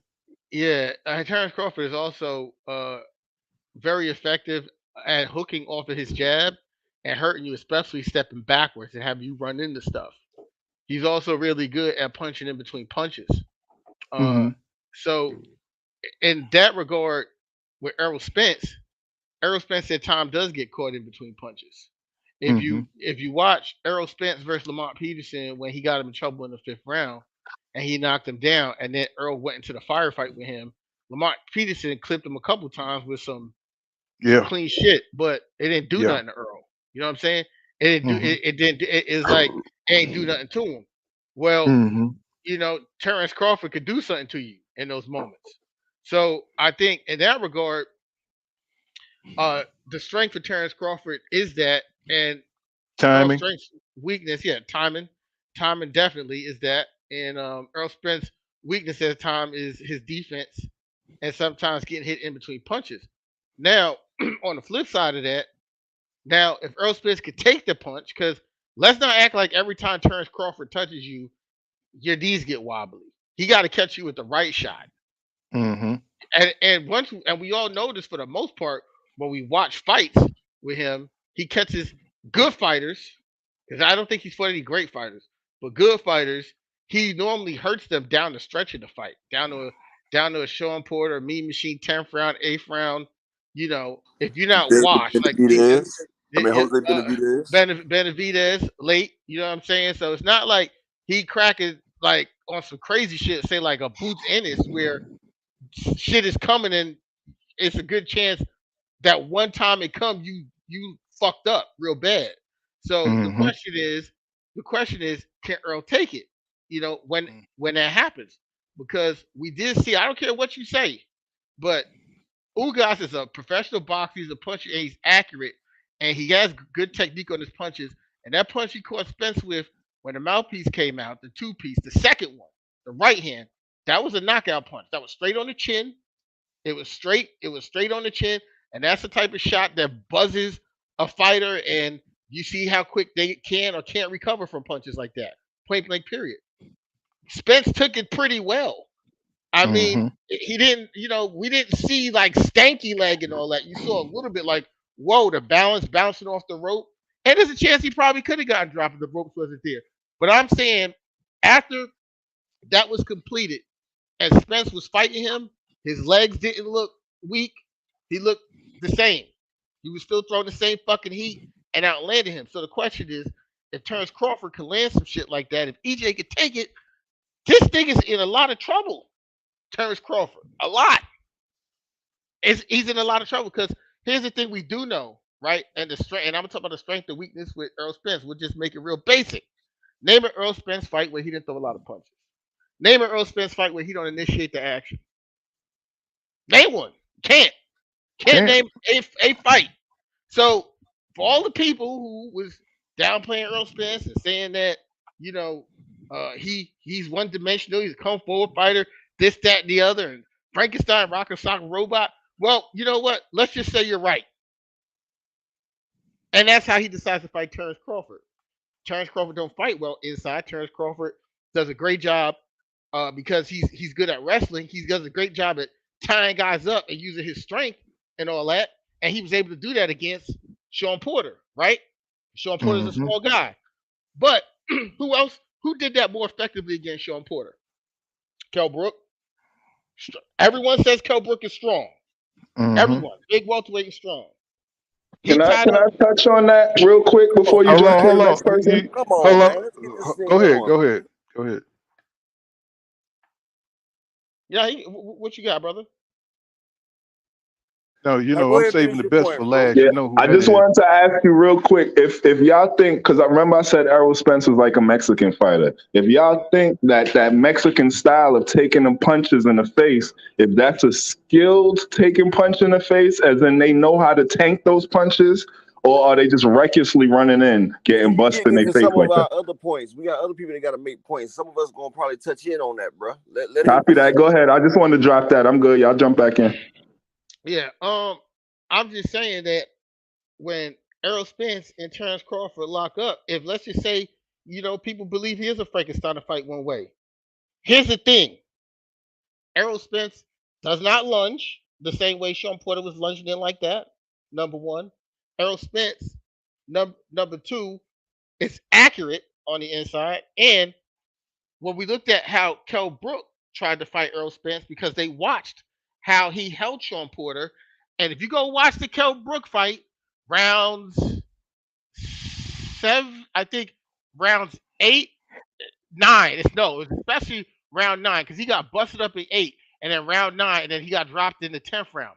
Round nine, when it really started, he started taking beating. He went to go try to tie up Earl Spence like Porter, and him and Derrick James worked on that shit. They beat the shit out of him. He wasn't able to tie up. He wasn't able to do that shit. And I'm telling you right now, Terence Crawford's going. He ain't gonna be able to tie Earl Spence up the same way. He's not. I'm just trying to tell y'all.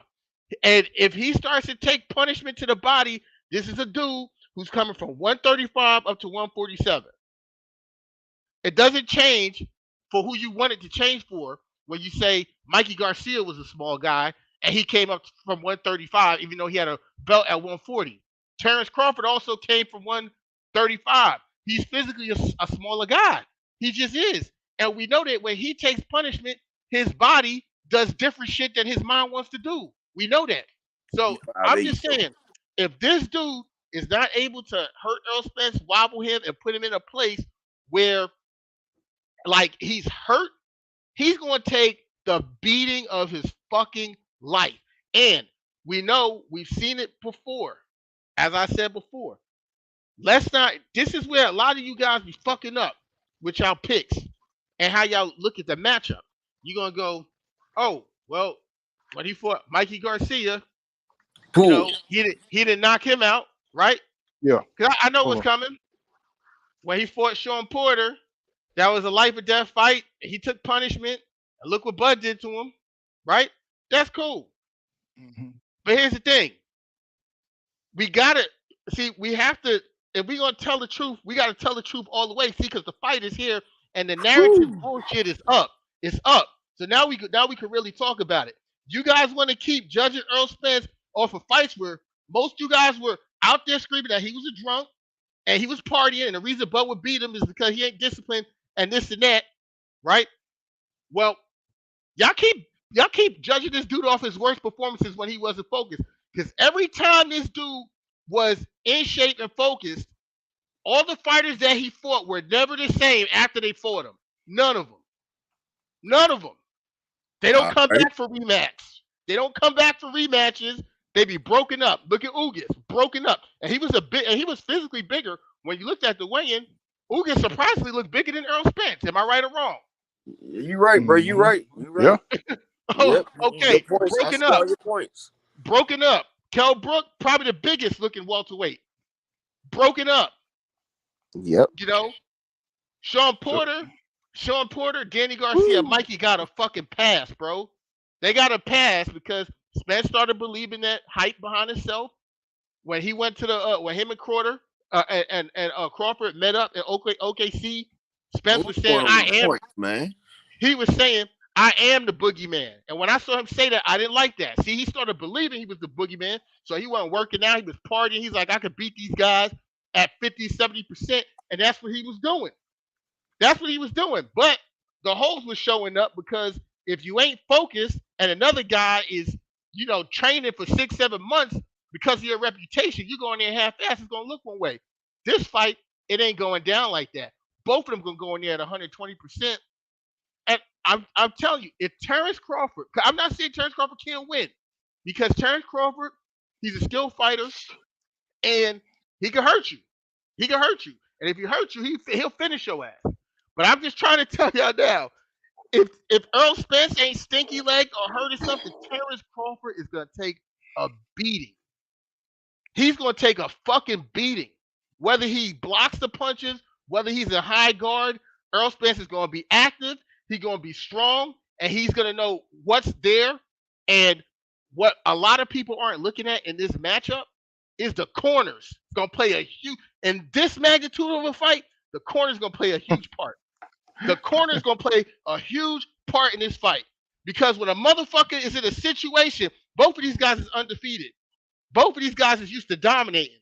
Somebody's got to win, somebody got to lose. And when a motherfucker is in a position where he's not used to being in the ring, where he's adversity, the coaches going to have to come in and earn their money. And I know who I'm going to put my money on 7, 8, 9 days a week. Derrick James. Derrick James to me is the best game planning coach in boxing. Every time Jamel Charlo took a loss, Derrick James was giving good instructions in the corner. And when Charlo applied it in a rematch, he dominated his fights. Point blank period.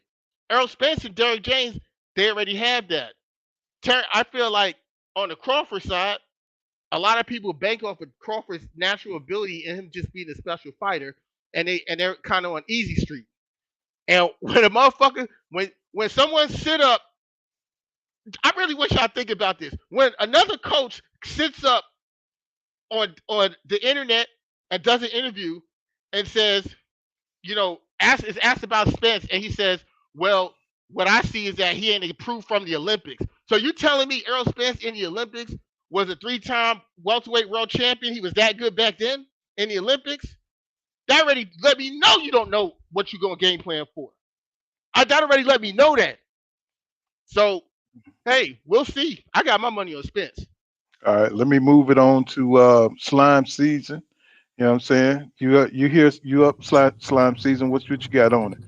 Yeah, I'm What you? still here. And, I've been hearing a lot of folks fucking with me about the body shot coming. Bro, you know what I'm saying? I don't think that's gonna be a factor. You gotta listen to me what I said. I said if Bud were to present any problems, it would probably be that one. But I don't really see that being a problem, and I don't see Bud lateral movement, none of that shit being a problem for Errol either. I feel like Bud biggest advantage is his lateral movement, like I was about to say, but Go past this light. Then at the next one, turn left. that's gonna get negated because bro got good. Errol has good foot movement. He know how to cut the ring off. You know what I'm saying? He know how to be in your face regardless. At the light, He know how to turn use left the onto South jab to Quarter Road. get on the inside. They both have good jabs. But Errol got one of the best jabs. This is the difference. You know what I'm saying? Bud got a good jab, a decent jab, some shit to keep you off of him, but Errol got some shit that's gonna make you respect him while he's coming in. So this Mhm. is tough. That's tough. It's tough. In three I quarters of really a mile, I turn really, I left onto really South see Houston Lake goddamn. Road. I really see Arrow having more of the advantages though, seeing as he's a naturally bigger guy. He just fought somebody that was stronger than him naturally. Ugas was a naturally stronger man than him.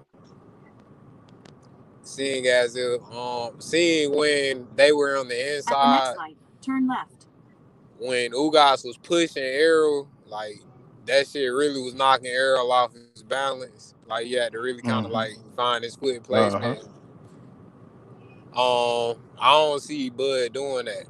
Bud ain't doing Mm. that. Bud ain't Ugas. Bud doesn't have the man strength that Ugas have to be doing that At shit the to light, Arrow. turn left onto South Houston Lake Road. Ugas was a big ass motherfucker. That motherfucker looked like he was 160, 168 when he came in there fighting Errol that night, bro, for real. So, like, I think it takes a lot to keep Errol up off you, and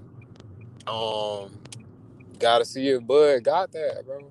Like, Uh-huh. if he ain't got In that 2.5 real miles, one turn hitter left onto quitter, Cohen Walker like Drive. everybody want to claim he got, it's over. Cause that's what it's gonna take. It's gonna take one clean shot to the chin that's gonna lay Spence the fuck out. But if you can't land that, bro, it's gonna be a long night. All right. Let me move it on to my man, upper echelon. He been waiting patiently. You know what I'm saying? I know upper echelon gonna bring it home. You know what I'm saying? What you got up? I'm gonna say it like this, right? We're gonna talk about Crawford. He got first off, people say he's a naturally smaller guy. First off, Crawford is a natural welterweight, but he shrunk down to 130. You Mm-hmm. see, 5'8" with 74-inch arms. Come on now. He was looking like a crackhead when he was down there. That's why he had to keep coming up. And if you see, his power came as he came up because he went down there Cutting in because and out. oh, he went down there because they said it'd be best to move that way to build up his stats. So he went down there and he came up. See, as he got the 140, his power started kicking in because he was draining himself. If everybody remember Bud with the little plaits and looked like a drawn out Hey, crackhead, up. that's You who he cutting fought in with. and out. Sound like a robot. All I can right. hear you. You can hear him? Oh, maybe it's me. Yeah, I can hear him. Yeah, Yeah, okay. yeah, 'Cause I'm about to, he's clear. yeah, that's you, bro. I'm about to Maybe say I it's got me. my mic on and everything. All right. Yeah, you good. All right, so Crawford, he got the reach. He got the reach, he got timing. He has reach and timing. I would say he had the speed, but he's putting on his weight, and we don't know how weight would affect him because we seen Keith Thurman when he fought Mario Barrios. You see, he was a much more bulkier Keith Thurman, and he didn't have the lateral movement that he normally has. But has Bud has reached 147, we haven't seen the same fleet-footed Bud that we seen in the 140 division because he's sitting there and he concentrating on his power now because he doesn't have that fleet-footedness now because he's gotten older. Plus, he done put on weight and he's concentrated on timing and his power. Now with Earl, people talk about Earl take this and that. First off, Earl's done had the same mouthpiece. He said he's getting it fixed because he had the same one for Danny Garcia and he had it for Ugas. He never got a chance to get around to getting his mouthpiece redone. He's getting it done for this fight. Second off, Earl is going. That's I've heard that he might be messing with Blu-ray. See, Earl was in. He had a good camp for Ugas, but he didn't have that Blu-ray. When Earl got that Blu-ray, Earl's a strong individual. You can't move Earl right there. You can't move him when he got that Blu-ray in him. And see, Earl has been training since the Ugas fight. And see what people don't realize. Crawford, yeah, he may got the speed and timing and all this, but Earl has speed and timing as well. Plus, Earl is very articulate when it comes to that boxing ring because he's gonna follow you around. He gonna fight when he want to make you fight. Yep. Crawford's not used to starting off a fight early. Earl gets it started early, and as it gets started, as it keeps going, the more Earl's output comes out. Earl has the most prolific jab in boxing, and we seen what the jab of Kell Brook did to Bud Crawford in 2 rounds, had his eye swollen. And if you can get your eye swollen by Kell Brook, Earl's gonna take your eye. We already know that. Like ask Floyd Mayweather. Even Floyd almost lost his eye. And see, the thing, Bud's biggest disadvantage is because he has a Napoleon complex. If you hit Mm-hmm. Bud feel like he got to get back, and Yep. that's a no. Bud gets hit too hard, he's gonna want to make a fight right there, and he try to make a fight with Earl. It's gonna be damn. It's gonna be damn trouble. Earl is not Mean Machine. Earl is not Uriokis Gamboa, and Earl is not David Benavidez. And David Benavidez with the long jab took Bud 12 rounds, and this man had just got shot.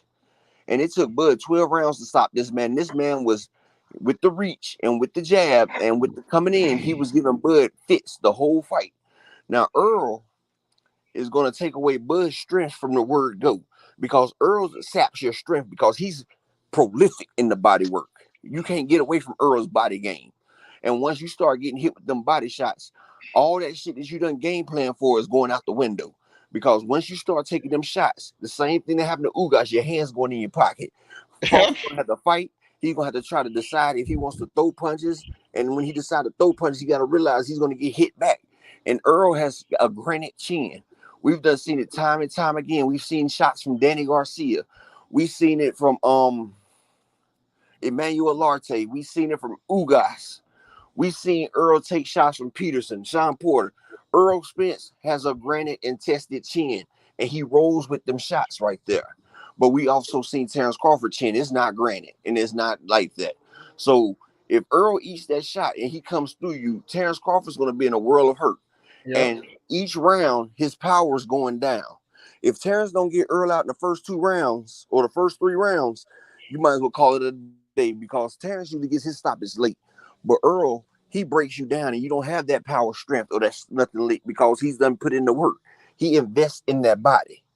And by the time it's over with, either Crawford going to be fighting for his life or Bomac going to have to throw in the towel because Earl's not about to play with him. And plus, Earl is back to a physical shape. He's been down at this weight for a while, and he's been working on strength and conditioning the whole time. This is not the Mikey Garcia Earl. This is not the Right. Danny Garcia Earl. This is the Lamont Peterson, the Carlos Ocampo, the Kell Brook, the Ugas times 10 Earl Spence. And he's coming to wreck shop because you've been holding up the game this whole time, and he's coming to feel his dream. His dream is to be the first welterweight champion of the world, undisputed. And he's about to make that happen November the 19th. Mic drop. Mm. All right, What's the Naughty word? Crash, what you got? With these closing statements, bro? Yeah, you know what you see is the weaknesses of Bud Crawford and between Errol Spence Jr. and Terrence Crawford. What you see is the weaknesses and the strength. Okay, so I'm gonna try to not be long-winded. When I look at this fight, I look at both fighters. Bud. He has the counter punching. He has the quick hands, but he's not as durable as Errol. So when I look at the fight, I think about the things that Errol brings to the table. Right? He has a overwhelming volume jab, but it's used for different things. Right? It's Yeah. used to paw you. It's used to gauge distance. It's used to work his way to the inside, and it's also used, which is what I think it'll be used for to his advantage in this fight. It's a rhythm disruptor. So Bud likes to find his rhythm during the fight, and then he likes to sharpshoot you to death. But what Errol will do is after he throw a combo, he will when you get ready to unload your shit, he'll excuse me, I mean your stuff, he'll put that jab out there, and while you may hit him, it won't have as much steam. You know what I'm saying? So when I look at the fight, what Bud is going to have to do is he's going to have to keep the distance to catch Errol at the end of his punches because his inside game, while it's not trash, is nowhere near Errol's. You know what I'm saying? So he's going to have to keep the distance and he's going to have to move around, but he's going to have to stay away from the ropes, right? Because if Errol get him against the ropes, he's going to pound him to death. Now, what's going to end up happening, in my opinion, is he's going to get tired of running because his ego is, he is who he is. He's always worried about what people think and what people watching. He's going to get tired of running. Once he does that, then the body shots and the when Errol sits down on his shots, it's gonna have more effect than him trying to dodge it and trying to dodge it. He's gonna be walking in the strong shots. Now the X factor to me is Errol's output. Okay, so Errol's gonna have to throw 800 to 900 to 1,000 punches to win the fight. Now, if he does that, Crawford is gonna have to put his output up there with Errol's, which he has never done before. He don't throw that many punches. So when you combine the fact that he's going to have the highest output that he has ever had with the fact that Errol's going to be digging in his body and his hips and his pelvis and his belly button and his sternum, what that's going to end up doing is that's going to zap him of everything he needs late to make the fight the type of fight that he needs it to be. Now, what Errol has to watch out for, see, everybody thinks it's going to be the counter punch, but I don't think that's what's going to slow him down because you can brace for a counter punch. It's going to be when Bud punches with him. Some of these times when Errol works his way on the inside, Bud is going to uppercut. He going to catch him because he got good timing. But this where my last point is the durability. When you look at both fighters, you say, okay, these are two fighters who have the ability to get their shit off no matter who they fighting. They're going to get their shit off. So both fighters is going to get their shit off. So it boils down to not who can dish it out, but who can take it the best. And when I look at Terence Crawford, him coming up from 135, and the fact that Errol just broke down a bigger man than him to the body and to the head, you know what I'm saying? I don't see Crawford's body nor his eyes holding up because Errol closed Ugas' left eye with his left hand. No, right eye with his left hand. He broke his orbital bone, and he broke Kell Brook other orbital bone with his right hand. So when I break everything down, I got Errol stopping him late. They're like 10. Yo, I like that. All right, Marcus, what's happening, my brother? What's happening with you, bro? Where you been? What's Man, I've been going on? MIA, man. How's it going, bro? I hear y'all What's cooking, man. what's going on? Same question to you. What you think, Bud Crawford and Errol Spence Jr. strength or weaknesses? All right, man. I think a lot of you already know how I feel about the fight, but Mm-hmm. I think a lot of times Bud advantages looked as advantages off the people he was fighting against. You hear people talk about the Kell Brook fight, how Kell Brook was putting that jab in his face and hurting Bud in the first 2.5, 3 rounds. But the thing is, when he switched, that's what threw him off his game. As somebody said earlier when I was listening, Bud uses a lot of people weaknesses to succeed, and there's nothing wrong with that. But when you go against Errol, he's already in that position. So now that superpower of switching is not a superpower. You get what I'm saying? I say Mm-hmm. so when it comes to Bud, his disadvantages to me are, which a couple people stated too, Bud is too much of a dog, and that's gonna hurt him in a fight like this. He's going to run, don't get me wrong, but his the thing is his advantages is going to hurt him off of what Errol brings to the table. Like Terrence is big at that mid to far distance stance with throwing blows. That's how he got Sean Porter a couple times. But see, Earl worked with that jab so tough to where he's going to get in off the jab and not having to bob and weave and all that crazy athletic Mm-hmm. good shit that Sean Porter do. You get what I'm saying? Mm-hmm. So Mm-hmm. now, and then like my guy was just saying a few seconds ago, Earl output is so high that Terence Crawford is going to have to fight. He's going to have to fight because if he don't, he's going to end up in a corner or on the ropes. So he's going to have to fight. And again, like somebody said earlier, as we said for a while, Pool, it comes back to it's Terence Crawford. It's his reach that make him look so fast. Terence Crawford has the perfect distance for the slower fighters. So therefore, he knows his timing and his distance. So you're always on the end of his punch, and your reach ain't long enough to connect with him. Mm-hmm. You know, he got a 74-inch arm reach, and he may be fighting somebody that got a 69. That's a big difference. See, Earl about a 72.5, and Earl works off the jab, and Earl likes to fight inside, so Earl gonna use that jab to get in the middle. So I think Bud advantages is he can counter punch. His disadvantages are he has a couple of them. He's too big of a dog. That's gonna hurt him this fight. Mm-hmm. His corner ain't gonna know what to do to help him when motherfucking that tide come. His corner ain't gonna know what to say to him. You got Weak Derrick corner. James. Yeah, you got Derrick James telling Earl exactly what to do, and then you got somebody like Bomac saying, "Get your rhythm, find your rhythm." And everybody on this panel know Earl is the king of disrupting and breaking everybody's rhythm. So that's kind of my take on it. I think well, Earl disadvantages for this fight is going to be hard to say, but I got to throw something out there. I would say he need to be aware of that uppercut. If I had anything to point, I would say not a weakness, but something he need to be more aware of is the uppercut, because he can throw that at a distance. But again, everybody think that Crawford is just an amazing counter puncher. One thing when you fighting somebody with a work rate so high, it's less counter punching, because you got to be more precise and accurate. So you can't try to counter off every single punch that's being thrown. He's going to make Terence Crawford fight. He's going to take him to deep ocean, them body shots, and just get him tired. You got to think about it. Shit, Crawford on the average, he's used to throwing what, anywhere from 15 to 35 punches around. That ain't shit. When you fight a motherfucker that done got up to 100 and around, and they always around the 50-ish, 55, 60, 70 mark, that's going to make somebody fight. So again, I'm just thirsty to see it. And I feel like this. I think Terence Crawford is the biggest diva in the sport. I mean, I say that because we waited this goddamn long for you to take a fucking 35-65 split. We could have been had this fight this month. We could have had that fight this month, bro. And you got no Ain't money. that the truth? You got no. Is that a lot? Pool? Is that a lie? We could have had that fight this month, bro. If you waited this long to take 35.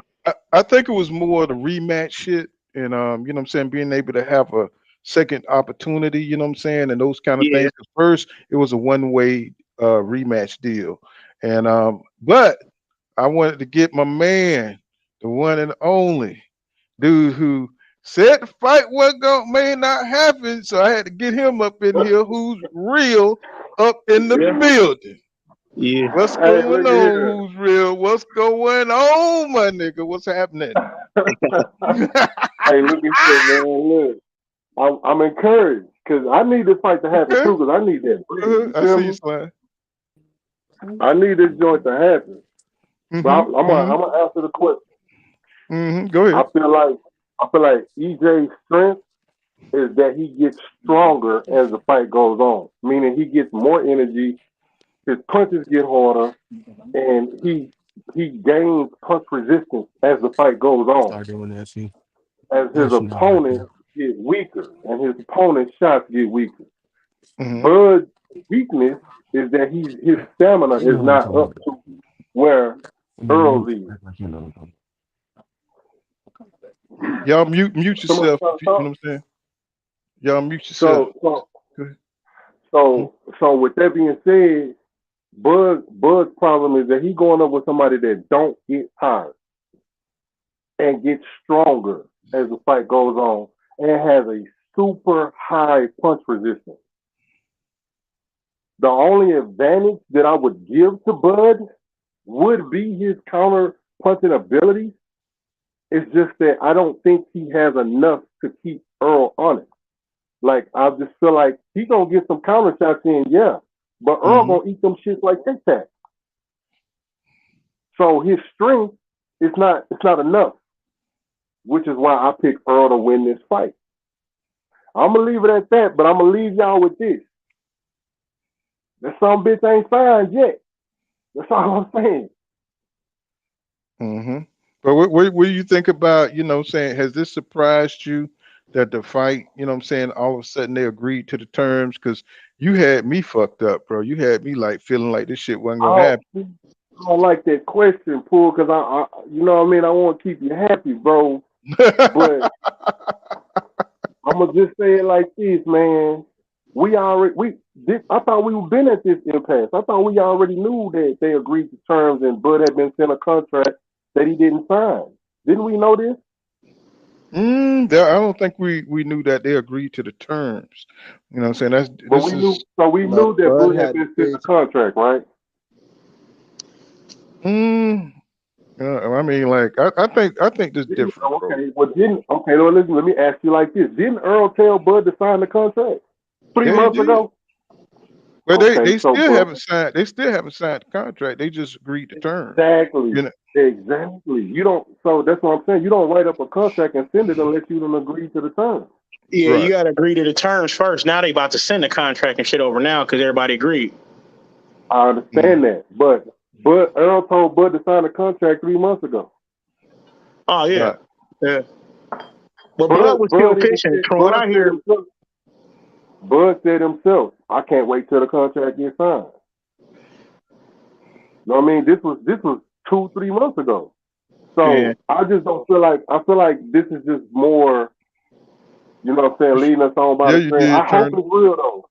I hope that, you know what I mean?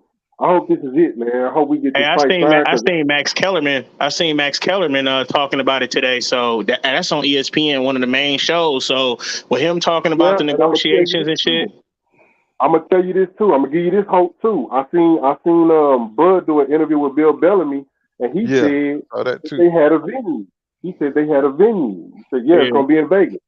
So that was some good hope. Like, okay, well, we getting somewhere. We got a And, venue. We got we and you got we got a we know where it's gonna be.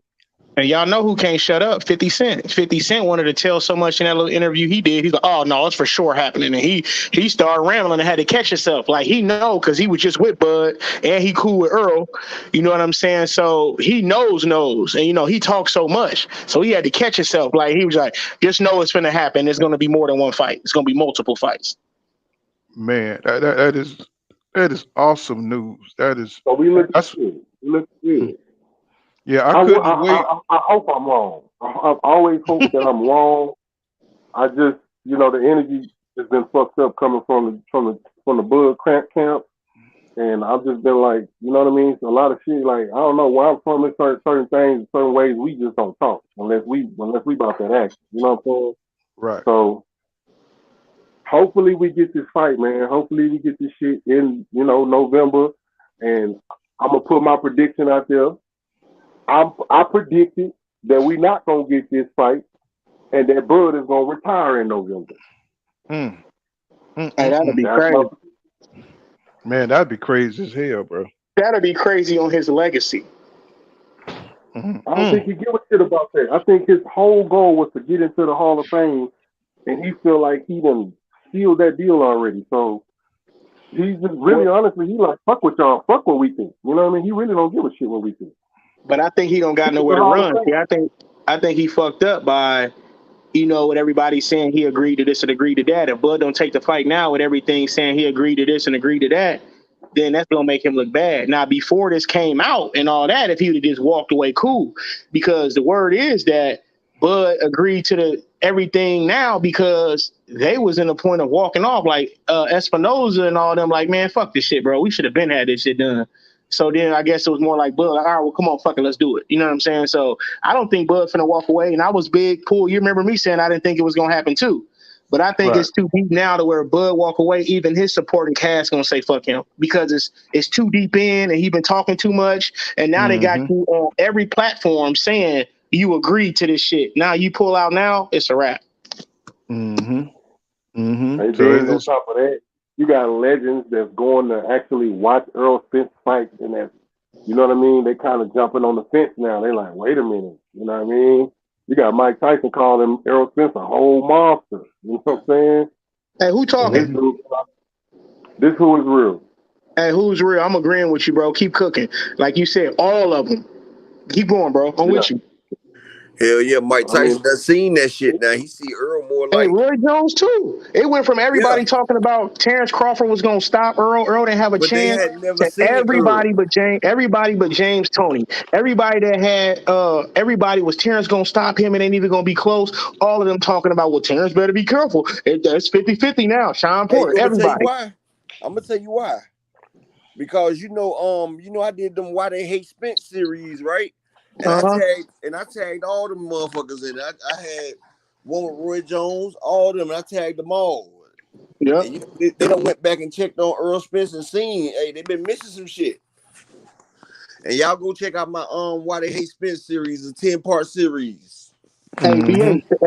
that's a fact. Even Tim Bradley. Hey, listen, bro. They did an interview with Tim Bradley. His He last was the one, ninth. right? He was the And ninth for Tim Bradley. Tim Bradley spent more time talking about Errol Spence than he did Bud Crawford.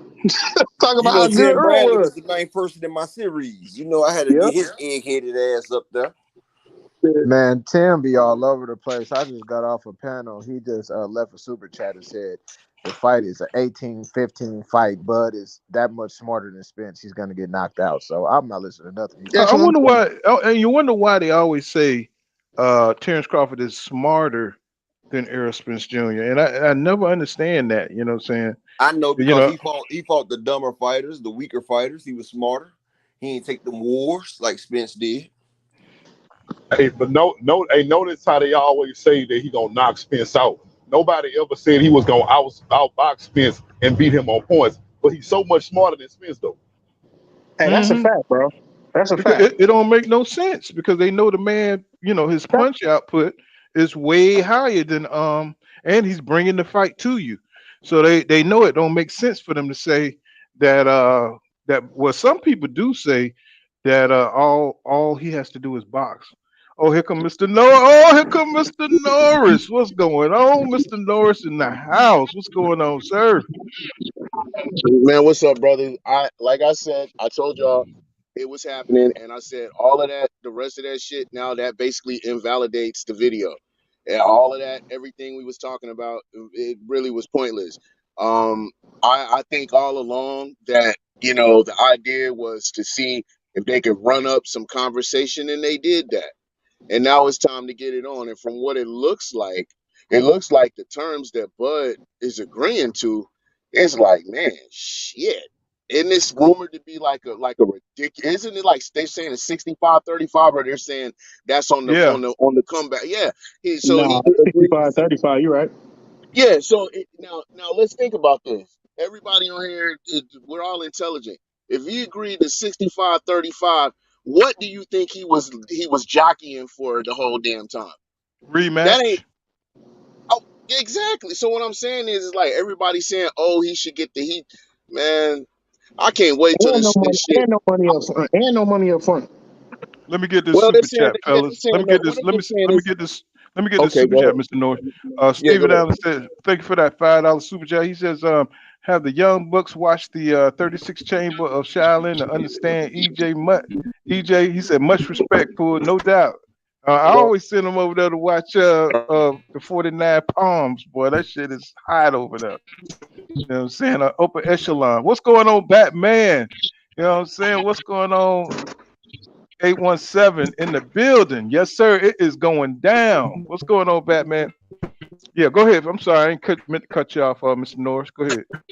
No, that's it. I mean, that's pretty much it. I mean, uh, You just wanted to come over here and just kind of just do a swag lap. You know what I'm saying? Let everybody know that you're. I just Uh, I rub it in. mm-hmm. All the Hey, time. To let hey, them know but that you know what I'm y'all talk saying? crazy. As long as I've been watching boxing, bro, Go. you know what I'm saying? I've never seen a fight, you know what I'm saying, be this complicated. And maybe, you know what I'm saying, the years have went by and I've forgotten, you know what I'm saying? But I just haven't seen a fight just be this complicated, bro. Yeah, well, Somebody you got gotta some also background though. these are Hmm. because I He think dropped it.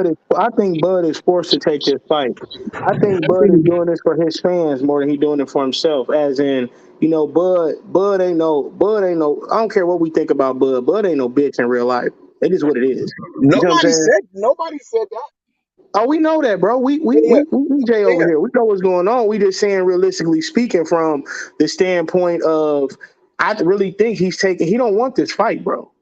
Like everybody say, Bud feel like he already in the Hall of Fame. He only taking his fight because even the true legends is questioning his resume now. You see what I'm saying? So now he has to take this fight. It's either take this fight or retire.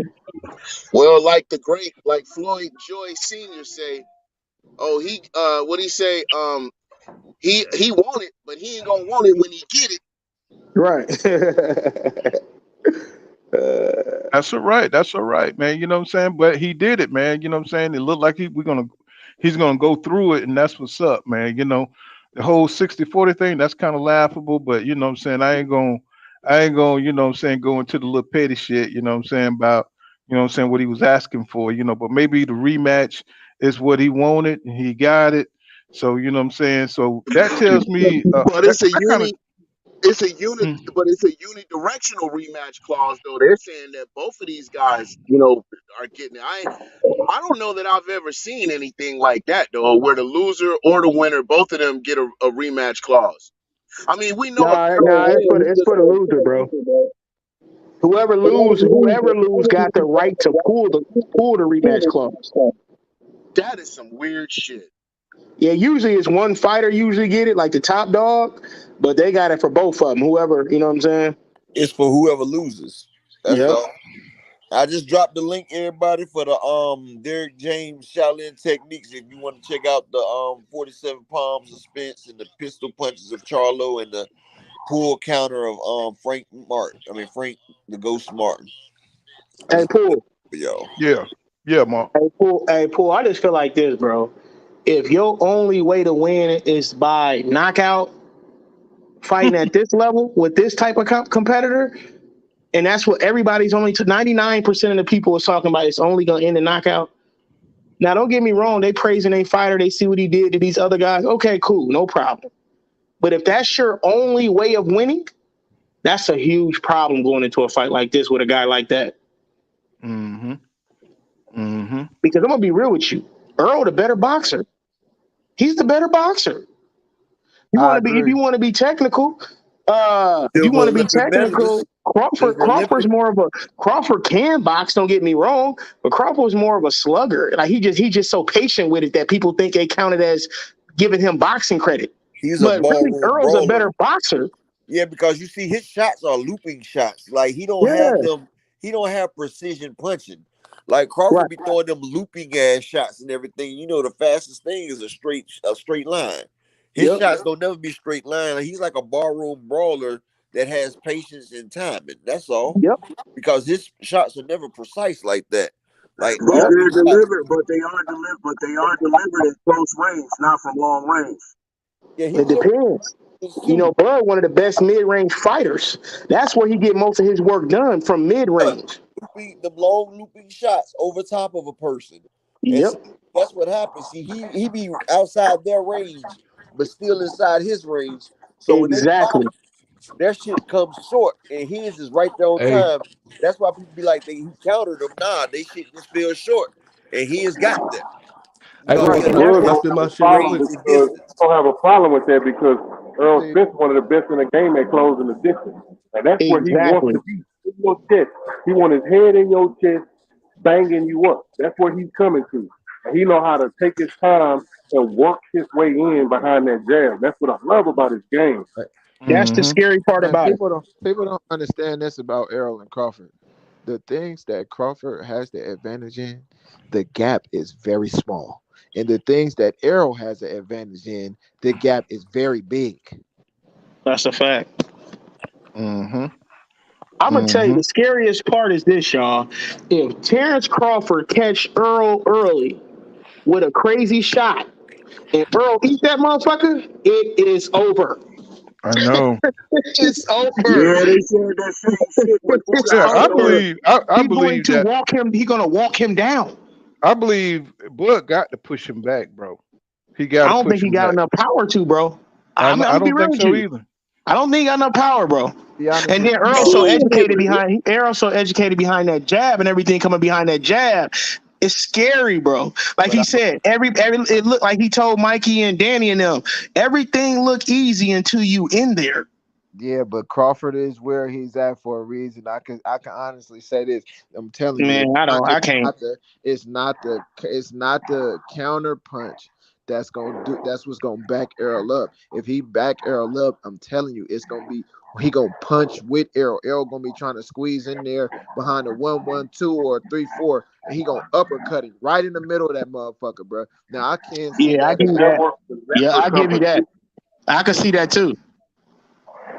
But that works with lesser competition. That's Mm. But where That's where And that's when Bud he loose. catching people throwing wild shit too, though. See, that's the thing. Terrence Crawford wild as hell with them loose ass combinations, but also he's always fighting somebody that doesn't have a Terrence Crawford do all this shit to people who don't have a great what? A great jab. A great jab. That's what I'm saying. Earl not coming in throwing his two left hooks with he's not doing that. Everything is educated. And when you fighting somebody with a high work rate, with a solid and strong jab, it's hard to continuously counter them. Why do you think Danny Garcia was so patient? Even Ugas is a great counter puncher as well, low key. But why do you think he wasn't throwing? Remember, even in that fight, his corner. Why is he throwing? He don't have the angles that he thought he was gonna have with somebody with a high work rate and a solid jab. It's hard to. You can't counter 5 times in a row. Mm-hmm. You But see, gotta slow down and see which the best one is you want to counter on. It's gonna slow you down. see, he waited till Sean got tired. You know what I'm saying? Yeah. Sean got tired of running in there. He couldn't keep up the same pace he did with EJ. You know what I'm Yeah. saying? So Sean got tired because he didn't train as hard to keep up that Yeah. rate that because when he was on EJ, he was on his ass. See what I'm Yeah. saying? He wasn't on he wasn't even when he was at the beginning. You know what I'm saying? He was really on Terence Crawford ass, man, and you saw Terence Crawford felt uncomfortable. The motherfucker had to wait till him to slow down, and that's when people usually knock down Porter in the late rounds because he done Mm-hmm. expended so much damn energy.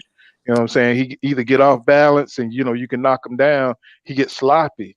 You know what I'm saying? But Yeah. he didn't. Motherfucker just tried to tell me Mhm. he was taking it easy on him because that's his friend, bro. I almost see, Crawford fans is just like him.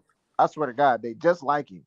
They just find the excuse to say anything or to make an excuse for downplaying. That's why Errol. That's why Errol's so real. His fans so real, bro. We'll tell you Ugas clipped him. We gonna Hell tell yeah, we you would. shouldn't have dropped his mouthpiece. We gonna keep it real about all of them things, bro. And I think that's gonna be a factor into the fight. The fact that the people around him, they're They not. honest. They They not. don't kiss his ass. Bro. Yeah, Bud in the echo chamber. Everything Bud think, that's what they think.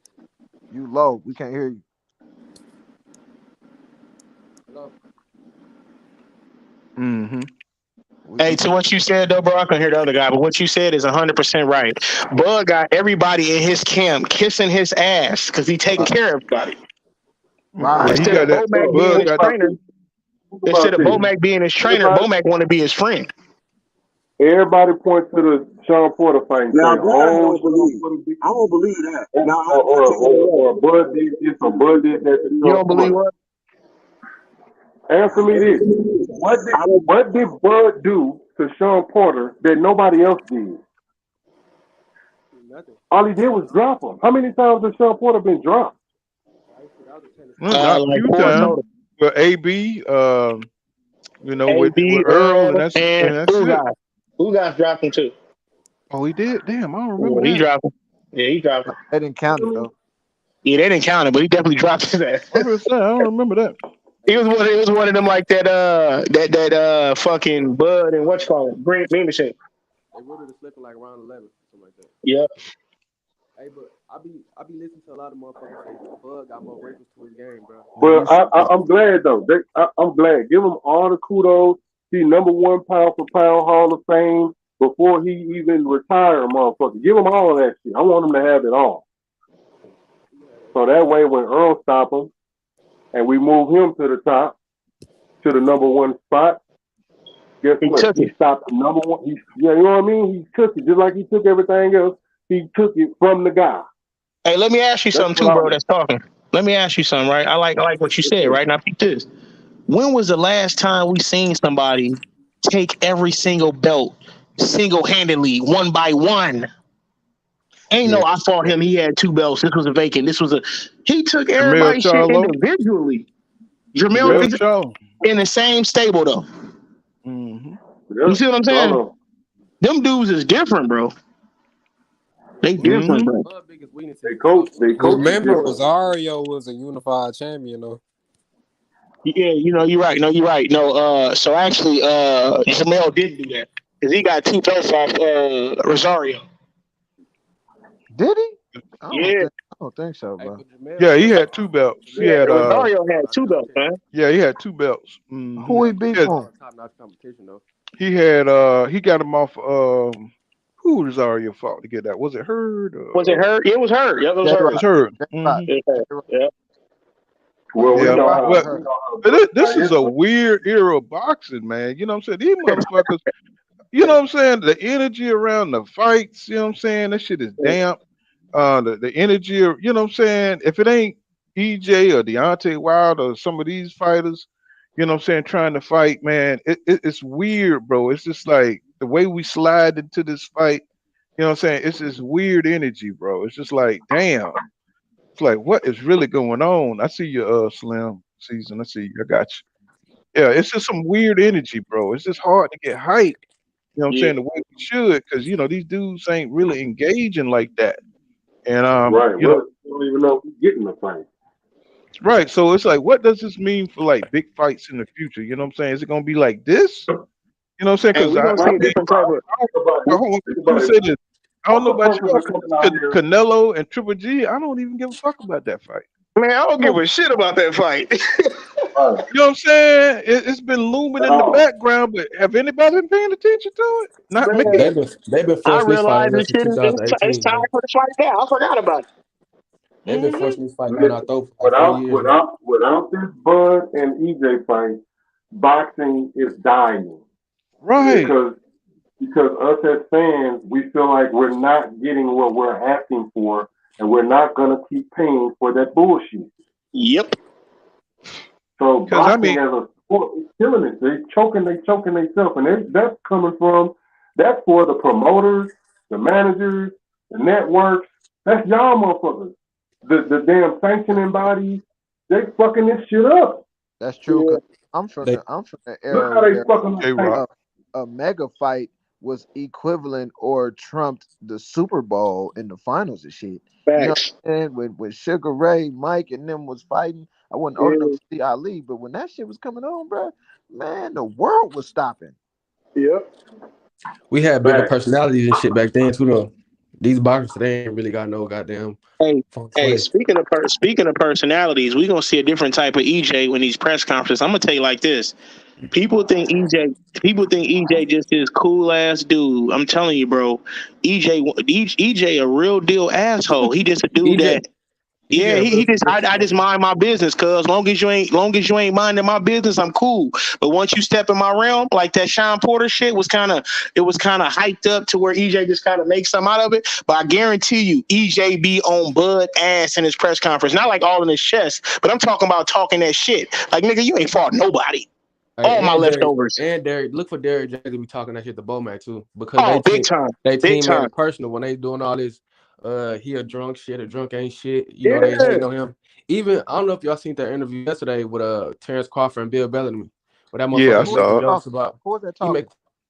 he was making jokes about Earl crashing and shit. Who This was that Yeah, this I shit talking? gonna saw be that, man. I was like, what's up with Bill with the yeah. bullshit? Now I And was he, like, hey man, Hey, who was man, that talking that like shit this? funny, man. Hey, who was that talking? Pool. That's slime season. Okay. mm, Do he have a channel? No, I ain't made no channel yet. Okay, no, okay, my bad. I had you mixed up with somebody. Hey, but like you said though, Slime, all the shit they been saying about this man, a drunk ain't shit. He damn near killed himself, wasted his, wasted by all this shit, right? I'm telling you, bro. I've been set pool. I told you this from the jump.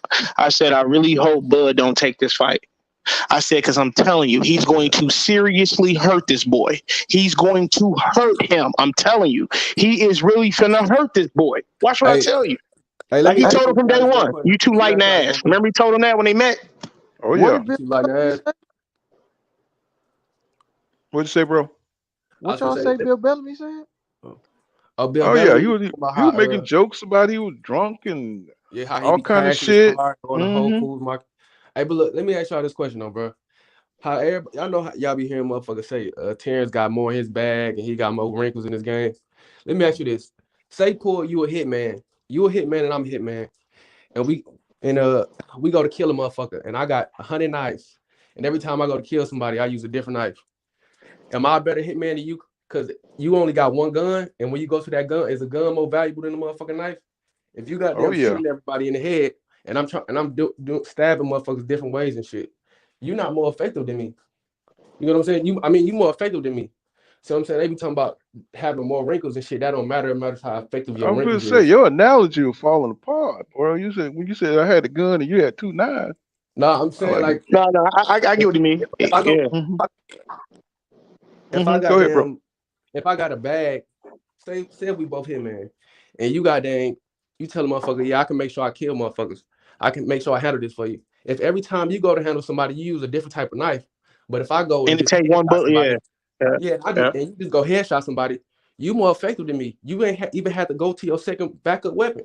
You know what I'm saying? It's Mm-hmm. just like motherfuckers yeah, like it's just like Steph Curry. Certain basketball players can do a bunch of shit, but motherfucker like Steph Curry, he could do one or two things just great, and that make them yeah. top tier. Whoa, But Hey, I whoa, shit, like that. it I just like that. I whoa. like that. KO boxing. You know, because when he asks people questions, he's like, "Hey, man," he be saying like you know, people be saying Bud Crawford is better because he's versatile, more versatile, and has to adjust, can do more adjustment. But then he always brings in that EJ don't have to adjust.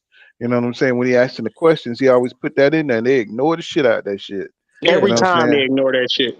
They that's ignore like But that peep shit. this. But peep this to what he was saying though, right? It come like he said. It come back to this, man. At the end of the day, if I gotta go through a goddamn it hammer, screwdriver, nail gun, motherfucking pocket knife, and all you gotta do is use a screwdriver, and you you got get me and we get the same goddamn job done. Well then, goddamn it, how the fuck I'm wasting more energy? exactly, bro. Exactly, Earl don't gotta waste all that shit. And exactly. again, it goes back to who you fighting too. Fighting these motherfucking math teachers and gym teachers and shit. What you You see call what it I'm last saying? time? Janitor workers. Hold on, what you call it? Niggas, movie theater janitors last. You was on there that time? Motherfucking movie janitors and shit. Cuz man ain't fight nobody, cuz. Don't get Facts. me Hmm. wrong, don't get me wrong, y'all. Bud is a good fighter, bro. I'm just not sold how everybody sold on dude. I gotta see you fighting top guys. You dodged everybody. Try to, he was lowballing everybody. Him and motherfucking Bob Arum. Well, we only give you $1 million. Well, we only got this for you. We only got that for you. Then they don't want to fight. God damn it, they don't want to fight because they got a family. You get what I'm saying? Like it It just pisses me they off when they, they people say, treated the man like they treated Bud like a prospect his whole career. right. And it pisses me off when people say, he stopped everybody in the welterweight division. What the fuck are you Yeah, I talking know about? that. I know. I be hearing that shit too, bro. Then Hmm. Who the nobody fuck wants to fight fought? Bud, but He then when didn't you fight, look back, everybody calling the nigga out. he didn't fight That shit Uga. just kills me. How they say everybody Sean ducking Porter this and man. Sean Porter and Kell Brook, he stalled the fuck out of them. Kell Brook wasn't even in the welterweight division for 3 years by the time he fought him. He Yep. didn't fight Danny Garcia. He didn't fight Mikey Garcia.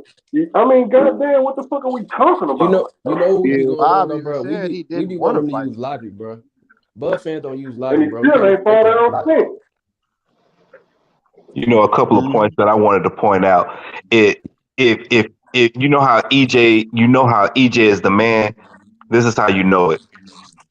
If you look at like everybody that talk about the up and coming fighter, um, what's his name, Boots. Yeah. Who they always put Boots against? Earl. They Earl. all against Earl. They don't never put him up against Crawford.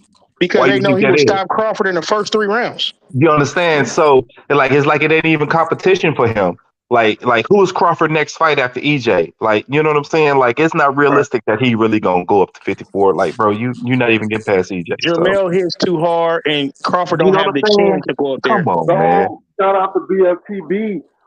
Think of like who if Bud don't fight EJ, then who the fuck is he gonna fight?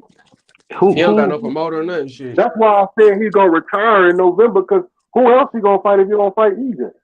He gonna you know retire how for sure. you know how I know he go well he probably won't retire. He'll probably get that second fight unless EJ really destroy him. I don't think he gonna But take that second fight. I but don't I don't look, think. look, Listen to me. I don't think he's going to take that fight because punishment is totally different, bro. especially Yeah. at an He older. ain't never. Listen to me. I'm gonna be real with you. That's another thing too. Me and Poole, we done talked about this. Me, you, up, and a couple others on here done talked about this. What people don't want to talk about, or they fail to realize is Crawford ain't never fought under them popcorn lights, man. He ain't never fought no massive fight like this. That To shit where different from it's light, bro.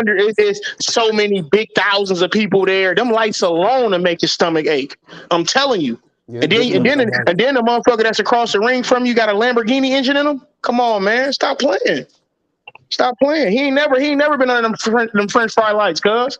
You He know them what's crazy about bullshit ass fights in Omaha, fighting at his motherfucking junior high school and shit. That ain't what's nothing. also what's also crazy about Crawford, bro? What you had never seen, like he getting all of his social shit out the way. Like all events, he going out.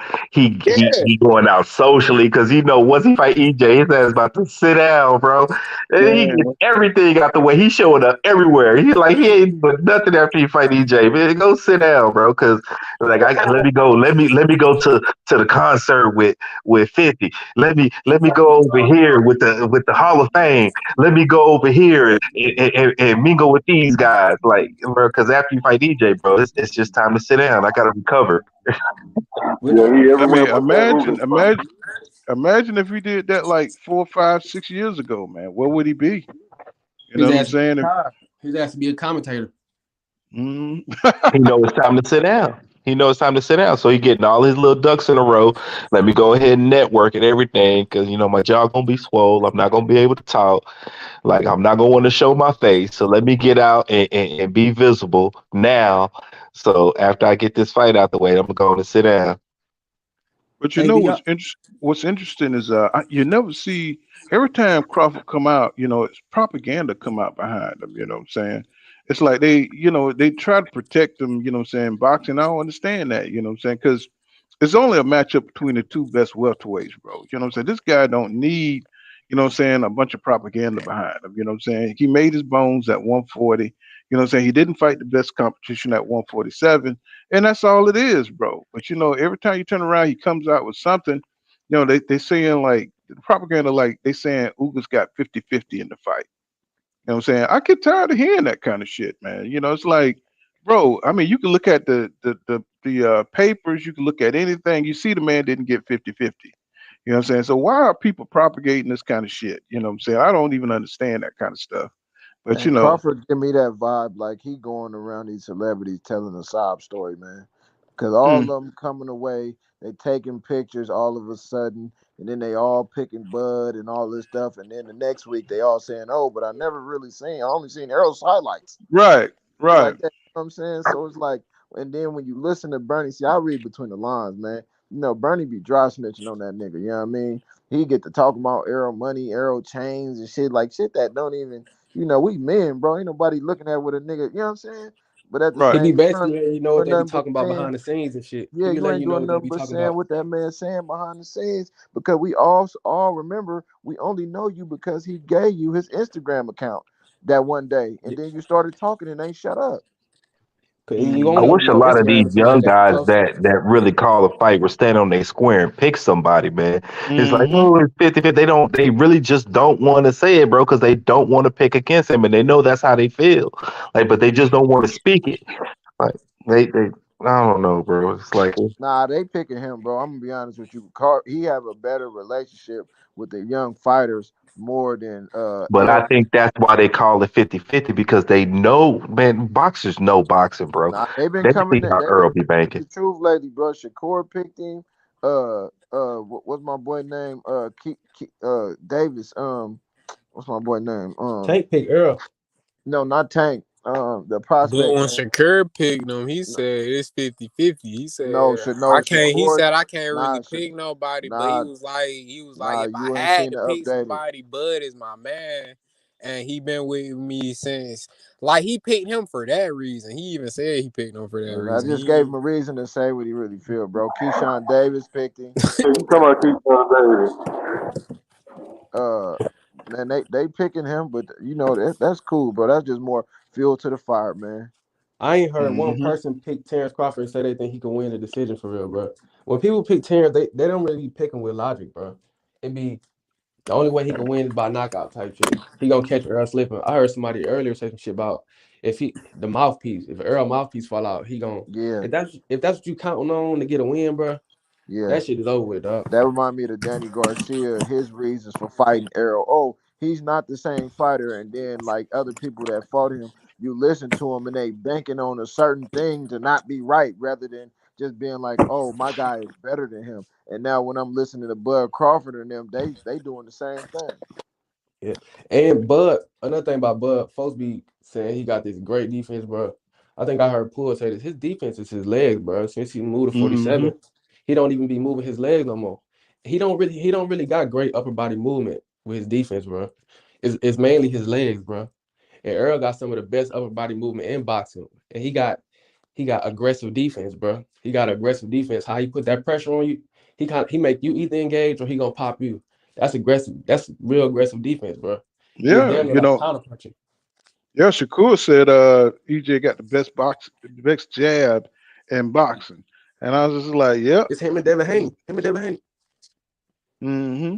I said he already know what it is. And he said he's gonna roll with Bud, but you know what I'm saying, he say he ain't got nothing against EJ, so you already know if he gonna call it a 50-50 fight, you know what I'm saying, he probably figured EJ, you know what I'm saying? That's just my, what I'm saying, what I He get probably gonna from it. sneak and bet and put money on EJ probably. Mm-hmm. Hey guys, let me say this. Can y'all hear me? Yeah, Yeah. we hear Yeah, you. you good. Let me say this, bro. Bud is so much of a diva that all these This nigga don't like Bud. all these ex boxers and shit, they know how big of big of a diva he is, and I'm only saying diva as in because in Bud's mind he's already accomplished. That's what I mean by this. As he's already accomplished, so in Bud's mind he's already going into the Hall of Fame. So Bud need all the confidence in the world to even take this fight. Not saying he's gonna lose in Bud's mind. I'm saying Bud feel like he don't need this fight. He think he's already first You think ballot, people amping and him he's up to not. take the fight? They're amping him up. I'm telling you, you'd be surprised how many people voting Bud, but when the fight come, they putting their money on Errol They on backdoor cuz and to they get some is real paper. changing their vote. They is changing their vote. I seen a lot of people switch up. And people that was saying he ain't have a chance, automatic now they switching. You know what I'm saying? Like Tim Bradley, Roy Jones, Paulie Malignaggi, like a lot of them. Yeah, Now they leaning towards Errol a little bit more. Nah, Polly been fucking with Errol the whole time. yeah, probably been fucking with Earl. I'm But talking Oh about on yeah. that show with him and Roy Jones don't know who he want to pick now. I'm Well, talking about on if that show with person, Antonio Tarver. yeah, that's what we talking about. Yeah, But he was saying Roy Jones, he just want to pick right, man. That's all he want to do. He want to pick but the you know, right motherfucker gonna win. Roy Jones used to be with ESPN and all that too. So you know what I'm saying? he's Like, No, he was HBO. with HBO. HBO. no, I'm talking about helping with analysts and analyzing, being an analyst and all that for a decent little amount of time and shit with covering certain fights. Well, he watched Bud Crawford fights. He used to sit Yeah, ringside and call that Man, shit. Roy was the one talking about he only seen the nigga highlights, man. yeah. He Hmm. talking about, I mean, no, bro, I'm man. not This man buying said, none of that shit. These I thought that niggas was "Hey, be don't Tyson who get me said so that wrong. shit. much respect for a nigga because a nigga box or because of a nigga name, bro. I'm not trying to hear none of that shit. If you not finna elaborate on breaking down why you think this, Yeah, that, and that, I don't want to hear because he got more fights. Oh, he got more experience. Nah, nigga, break this shit Roy down. said he a pressure cooker. Yeah, that, Put that's your no, he's fuck after his he saying ass. that watched the now. fight. That's after he watched a couple fights, and then he Yeah, admitted, like, man, I hadn't seen him. Yeah, I've been watching him. Yeah, yeah, man, he got something behind it. Yeah, bro. So quit saying shit before you even do your research, and niggas need to quit listening to people like that.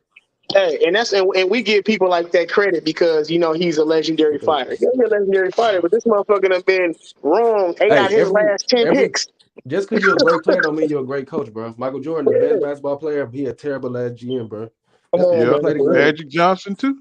Yeah, Yeah. so that shit don't mean nothing. We definitely got to stop giving them credit for shit that they ain't showed that they Hey, can do I'm gonna say, yet. like I said though, I guarantee you, it's a lot of people, bro, picking Bud in the media because it make Bud take this fight. Everybody's so thirsty for this fight. I'm gonna be real with you. Even if I was in the media and like highly in the media, shit, I'd be like, "Come on, Bud, yeah, I got Bud, man." Shit, back in my head, this nigga about to get his ass beat the fuck up. Yeah, I saw But that, man. To Well, I me, I'm saw gonna that film capitalize study. on it later. I think they. I don't think they just picking him to pick him. Cause I think they just, the casual mind is gonna look at both fighters. They're gonna see the faster hands, the They see more the flash. flashy, the more flash, and they're gonna say, "Oh yeah, I like that." rather than actually dissecting what they're looking at, because majority of them don't even know what they're looking at. You will hear 85% of people say Errol don't make no adjustments, and he a one-dimensional fighter. But Soon as Pete you Diddy, start People though. be dissecting missing shit like that. that, People I'm not missing even that. trying to hear nothing else you talking about. They think because somebody is a great boxing mind or like basically a staple in the history of boxing that what they say is like law. But a lot of those Right. guys they don't even watch boxing. They ain't Right, At all. even right. listen to Derek James. Even Derek James be Hmm. like, man, I don't watch these guys. I don't know. They Man, be Mike asking Really? Tyson Derek James, brother what do you nigga think said he about? only seen the What do you think about highlights. this guy? He like, I really don't watch these guys unless we Derrick finna James fight them. said this is that stupid talk. This shit stupid. That's what Derrick James tell you. He be getting mad. And Yeah, this is, yeah. he be, he be killing me because he said he don't break down the fight until it's, you know what I'm saying, until it's time, you know what I'm saying, So to it's fight. time to He don't start even. training. Mm-hmm. But see, Derrick James got that mind of a, think about it like us, growing up in school. You ain't studying for no test at the motherfucker 3 months from now. You know what I'm saying? You like shit when it get closer. I handle it when it come. His mindset is shit. They don't even think Bud gonna take the fight. So he like, man, I done seen the motherfucker a couple times, but I'm gonna be real with you. Derrick James ain't a motherfucker to play with either. I can see him getting all. I hope Bo Max say something smart. Like Derrick James don't like him at all, bro. Man, I'm you remember telling you, him he and fuck Kenny with Porter? Earl. Derrick James fuck with Earl so tough to where he waiting for fucking Bo Max fat ass to say something. You don't remember him and Kenny Bo Yeah, Porter? Mac bro, fat ass bro gonna got have a a heart temper attack. on him. But Derrick James is like he's just like one of them class dudes that's kind of like, man, I'm not gonna let you get me out of my character. But if somebody get in their range though, he got a 1-2 for your ass. He'll turn Now I'm Kenny gonna be Petty, real with but you. I'm gonna be real with you, bro. Off of the shit that they said about Earl, bro, this ain't the same Derrick James. Like you said, though, he usually is that classy, I'm gonna hold myself accountable guy. But I'm telling you, I can see Derrick James getting messy in this goddamn shit. I can see it, bro. It's just too much going on. They've been disrespecting Man, the fuck Derrick out of James, Earl, and you don't look, never hear Earl. Man, it's different. You don't never hear Derrick Earl saying James nothing is about teaching them. Earl to kill. Derrick James got Earl in there ready to kill. Yeah.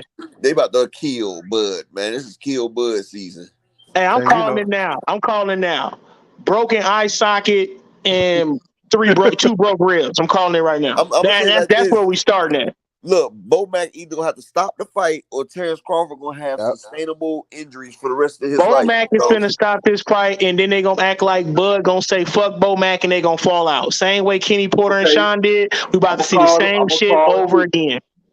I'm gonna call it this: broken jaw, broken nose, Damn. cracked orbital. Hey, what else everybody else got? We already done said. Hold on, let's do Bruce, it again. I got two broke Bruce, ribs and a broken orbital. What y'all got? I got broke ribs, a ruptured spleen, and a cracked orbital. Hey, y'all you want me to crazy tell y'all as what I hell. got? I got Look a at I here. got a I got a cracked sternum. Mm-mm. That's what I'm saying, bro. Them body shots is different, bro. And Earl even said in the interview he knows what he's hitting. He talking about I'm hitting liver, I'm hitting spleen, I'm hitting like he knows what he's hitting. Mm-mm. The That's some thing about asshole the shit, thing bro. about it is Bud only chance is to not be there for them body shots. And we all know him, bro. He's not fit to let Nebraska and the rest of the world see him run from The somebody for whole a whole time. fight. Nah, he's Facts. not gonna do that, bro. In the very second he stopped running, he gonna allow them body shots to sink in rather than just grazing and hitting. Then they going, Errol get to twisting his glove when it hits you. Man. Come on, That's bro. why he been putting on this weight for these last couple months and stalling it out. Uh-huh. And That that shit might ain't hurt him. That that might shit hurt him going that big. That's gonna slow him down. Hey, listen, and speaking of that, speaking of that, Mm-hmm. Yeah. don't let motherfucking Terence Crawford get tired in that motherfucker, because he do be getting tired. He was tired of shit Yeah, in that Porter fight. that extra Let weight him gonna get slow him tired. down. Let him get tired in this fight if he want to. Man, It's I'm gonna be a telling you, world. bro. He gonna get a whole heap of trouble. Not a little bit. It's gonna be a whole heap of trouble. I'm telling you. and It's gonna be he gonna scary, learn bro. real quick that all that muscle, all that weight he putting on is gonna You be see what taking happened to my boy all the Deontay oxygen that Wilder? My boy Deontay Wilder, all that extra weight made him fatigue, and he's a hell of an athlete. That Yeah, Yep, weight gonna make you break down. that's a good yeah. point. And not only that, but like you said, that weight gonna break you down. It's gonna break you down sooner when you got somebody going to the body. They purposely trying to. This is the thing. They Look, you got like that we talked extra about weight, before. just like you said, got that extra weight. Then Earl going to the body, then you trying to keep up with his pace. Man, bro, And that's then too you try to much, bro. run, and you try to run a little bit. And bro, he gonna be tapped out by the fourth round. No, bro, real talk. And Real look though, talk, he gonna be tired by and, the fourth and round. you got motherfucking.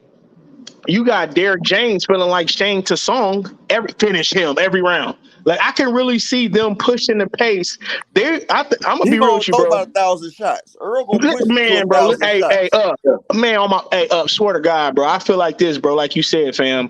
I have a feeling that the game plan with Derrick James and them is to drown his ass. Like you That's what said, they gonna do. man, That's why they exactly. been in. That's why they been in the damn training for so long. They gonna drown this nigga. They say you want to go fishing for the deep fish. We about to take you to the Man, middle of the ocean and we gonna drown your dumb ass. That's what they they gonna do. They about to gonna drown drown his his ass. ass. And again, you got a motherfucker throwing at max 55 punches around. You got a motherfucker throwing that max can throw up 130 punches around. Man, come on, they about to drown his motherfucking ass. Especially in them later rounds, though. Up, you know how I get in them later rounds when they say Earl gets stronger. Shit, round 6, 7, and That's when 8. he Oh start my getting that lather. god, bro, That's when he started getting that lather on him. That's when he started getting that sweat. man, That's when he getting loose. man. And they better You hope that already know. motherfucker. They better hope Earl hate Blu-ray. He done lost his number and Blu-ray done moved to Canada or some shit. Because if he even think about going that way again, I mean, we know what Earl can do without him. But if he even think about Now shit, he's even supposed to be visiting that getting with nigga Blu-ray. neighborhood, it's He's about to supposed to get be getting ugly. with Blu-ray and his I nutritionist. don't even like Blu-ray You for know he got Earl. his nutritionist. He's supposed to be messing with Blu-ray this time again. Man, I don't even like Boy, Blu-ray that for that's gonna Errol. be ugly right there. Paul, you want me to tell you why I don't like Blu-ray for Errol no more? Well, Because man, and I fuck with Blu-ray, but that nigga talk too much, man. I Yeah, don't but need that ain't got that. shit to do with the fight. I You think that's crazy? That's exactly when why he Earl get cut to him off. telling strategies and get to I'm gonna telling tell you you, why. bro. I'm gonna tell you why I don't like Blu-ray for the fight. And I think I heard some Derek James allude to something like this. Blu-ray put too much muscle on Earl, Yeah, and and it we don't work just for the weight discussed cut. how muscle is gonna take oxygen from you. Even though Earl is just the dude is just phenomenal when it comes to preparing himself just mentally and being able to overcome that. But notice since he left Blu-ray, we've been seeing zero fatigue. Right. Shit, I Zero. wasn't seeing no fatigue when he was with Blu-ray. To be real with you, He was only When time stopping he I was seen niggas. with Blu-ray, fatigue. he was stopping Hold on. everybody. Hold on. When I was seeing Earl getting fatigue is when he was having Fat Boy camps. That's when he was Yeah, getting fatigue. everybody When he he was was with with Blu-ray, he Blu-ray, he was running stopped. through shit. When he To was with me, Blu-ray, he Blu-ray stopped workout everybody. regimen, you gotta be with him. You can't go to him for one fight. He one of the people you gotta like be with him for a few fights before you just pick him up for the biggest fight of your life. Nah, hell, they've been together for years though, bro. No, they haven't. They ain't been together in a while, and he just No, I went in said with him. they've been together And for Blu-ray years. and Yeah, them been yeah, They but together worked you for think together. it's years, a They bro. worked together for coincidence? the Do you Pacquiao think fight. it's a coincidence he was with him for Pacquiao, and once that fell out, he wasn't with him no more? But you know, Earl still implements the But Blu-ray Earl was training. already in shape, so Blu-ray, everything he used was still going into the Ugas fight. yeah. But you know, He was Blu-ray, already all it ready. takes is one count with Earl. He can go into Yeah, Earl fact. with one count, and Earl Yep. be right back with Blu-ray size, bro. It takes 8 weeks. I And I then I, I he don't doing think calisthenics Earl though. He doing James that like that calisthenic type shit. of That shit make you so strong, bro. Think about it. When Earl was with Blu-ray, Earl dad told him from the jump, "I don't want my son doing weights." Man, a lot of that was push-ups and pull-ups and shit that had Earl looking like a mini Terminator out there, a baby Rambo. Man, I think shit. He Errol looked like fine a with what he baby doing. Rambo blue guy. You know, He looked everything. like Blu-ray never he looked used like weights with Terminator. Earl. He didn't look like Terminator. He looked like that motherfucker he that was wanted turning into to. Earl that never used weights with silver. He Blu-ray. looked like that It silver was all motherfucker on calories. Terminator. He On wanted to I'm though. just everything. talking about the look in his eyes. I was like, damn, that nigga look like a damn serial killer. Like he eats his fucking victims and shit, cooks them up like motherfucking what's that shit? Silence of the Lambs and shit. Hey, yeah, I'm gonna be I'm real a though. Hannibal Lecter. On everything. I'm gonna be real though. Honestly, we know Earl could do it without Blu-ray for sure. I don't even think he need Blu-ray. Let's keep it a I buck. We don't don't need need nobody. The only thing he need is his motherfucking his nutrition. nutritionist. That's it. Yeah. But if he was to go that route, I see him stopping Crawford in 5. If he get a real good camp with Blu-ray, and I know Earl already in shape, I got him stopping in round about 6-7, like stopping him bad. I got that anyway. Yeah, but I got it more like 9. I got him stopping him at like 9 or 10. Yeah, I do too, but I could see him stop. Man, the very moment Crawford decided to come forward, that's going to be the beginning of the end, bro. Yeah. Can't go back. We ain't got no choice. But you can't stay on, like you said, you can't stay on the back foot the whole fight either. I'm gonna be real with you. I could see Crawford getting booed this fight, and I'm only meaning because his patience is going to be patience on top of patience in this fight, as they're making it even longer to engage. You see what I'm saying? This ain't Thomas DeLauren, mate, bro. Yeah. This damn show ain't that man welterweight you no face. I just see, Bud. And then you see how many? Did y'all see how many times Bud was clinching against Porter? Yeah. Like the first 5-6 rounds. Man, he probably grabbed that motherfucker like 20 times, bro. He Like should Earl have gonna got make him pay for penalized. that shit Yeah, because until he got tired. Porter wasn't even swinging at him though. Even when they was clinched inside, Porter wasn't even hitting him. So that's That's why, how I knew like if Porter you wasn't. I think engage, about Jose Benavidez. The man had one leg, and Bud was not able to outmaneuver him. come And on, man, that's a fact. Jose Benavidez was tagging this man the For entire 12 fight. So rounds. you could not outmaneuver this man with the footwork. So they claim you got the best footwork, but here it And he is: had a a one one-legged leg. man was able to avoid you. He was able to put hands on you constantly for 12 straight rounds. He lasted till 20 seconds left in the fight. Literally 20 seconds to go in the fight. If he was able to run, yeah, you would have beat him. But if he was just able to get away, he would have lasted 12 rounds. Fact. And what Earl said, he got footage when he was talking about when he stood up there at that press conference that time. When he was talking about the interview up there on the podium. When he was talking about Bud ain't fought nobody, and he was talking about Jose Benavidez. He was like, he had one leg, and then Earl was like, I got footage of me punishing him. Like, and then they basically when he was at full potential. You know what I'm saying? Right. Like you When he said, was that this motherfucker dude. got one leg. He got Earl hit with a punished cake. Jose Benavidez in sparring. You said what? I said Earl punished Jose Benavidez in sparring. Yeah. That's what he That's was what he saying. told me. That's what he was Yeah. saying. But Caleb Jose Plant. Benavidez was punishing Crawford ass. Caleb Yeah. Plant. A lot of them. Shit. Benavidez got the jab, bro. And Bud is a rhythm fighter, so he definitely ain't gonna be able to get the Earl. I'll be real with you. That shit that Bomac gonna tell him, come on, bud, find your rhythm. Nigga, that shit dead, cuz. That He gonna shit say dead, bro. he gonna say you behind. You behind. I'm Yeah. behind. And he gonna come out there thinking he about to do another Sean Porter and get his ass knocked out. His eye gonna be closed. That nigga Bud got the softest Bud chin ain't gonna hold up, bro. You can't you can His go to the body gym ain't every either. day, but you can't get no stronger chin, cuz. His body ain't either. Ugas Bud Rodriguez. gonna come out with a tweet tomorrow. And Fuck the y'all thing is, though, YouTubers. I don't know if we noticed, but I know we noticed because we pay attention. Everybody on the panel so far, and we pay attention. You notice when Bud get hurt, he shows it. He a back when motherfucking Gamboa hit him with that motherfucking half doing the stanky leg. Notice if you go back and watch that highlight after Bud got hit, he retreated, as in started running back. He didn't come forward at all. He started running back. Hell You see what I'm no. saying? Like When Earl When get Earl got hurt, hit he by runs Larte, into it. he took that motherfucker and still kept coming forward. You see what I'm saying? Yeah. Like when Earl get cracked, he comes forward throwing shots still. Bud get cracked, Bud either stick his tongue out wobbly or smile and take steps back or it's some shit like that.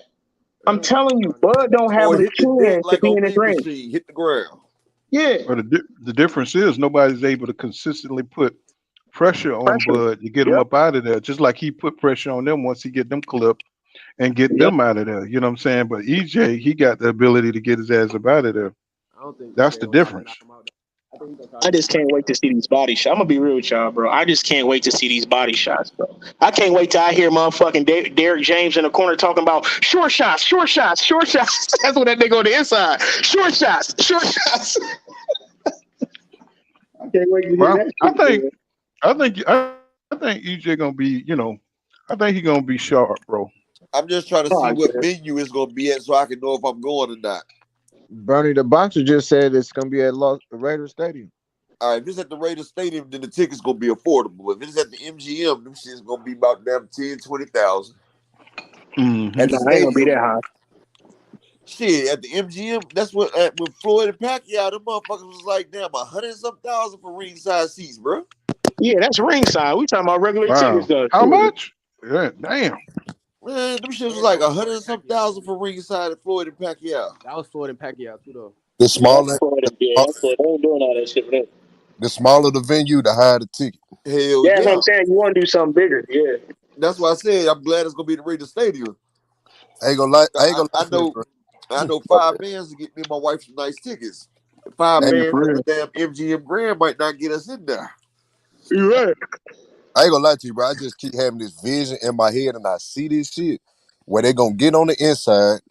Bud gonna hit him with 2 hard shots that he think gonna rock him, and Errol gonna shake that shit off and hit him with a body shot. He gonna goddamn Bud gonna come through that wide ass hook, and Errol gonna catch his ass with a fucking uppercut and drop him. I think Yeah, EJ gonna carry I him, can bro. see He gonna Earl go in there inside and work. carry his ass, bro. I don't know why. Them hooks and them uppercuts to the body and back to the head. Watch what I Man, tell you now. I think Earl's gonna crack that man eye socket because you see, Kell Brook had that man eye on swole, bro. you should never And had this shit Earl, shut in 2 rounds. yeah, he had it shut in 2 rounds. And if Kell Brook can shut your eye in 2 rounds, bro, Earl is the original eye snatcher. Have Bud ever been cut? Bud ever been cut before? Yeah, he Yeah, was cutting the Yeah, Sean Porter fight. Oh yeah, he in trouble. He in trouble. but his eye swells easy. and Yeah, people Hey, keep I hey, don't let people me keep ask believe y'all, did y'all But see this in the I last fight? squirrel Let easy. me ask y'all, did y'all see this in and the last fight? Did my bad. anybody see Earl been working on his no look hook, that Danny hook where he looked like he about to go to the body and he come up top? Y'all seen him hitting Ugas with that joint? I ain't seen Yeah, that shit yet. he got him That's a couple always times in been the part fifth of the round. He watched 47 the fifth pounds, round. bro. Yeah. That's Bro, always people, been in the 47 pounds, bro. people that be picking Bud be forgetting about the emotional aspect of that shit. Bud biggest flaw ain't even none of his fucking skills.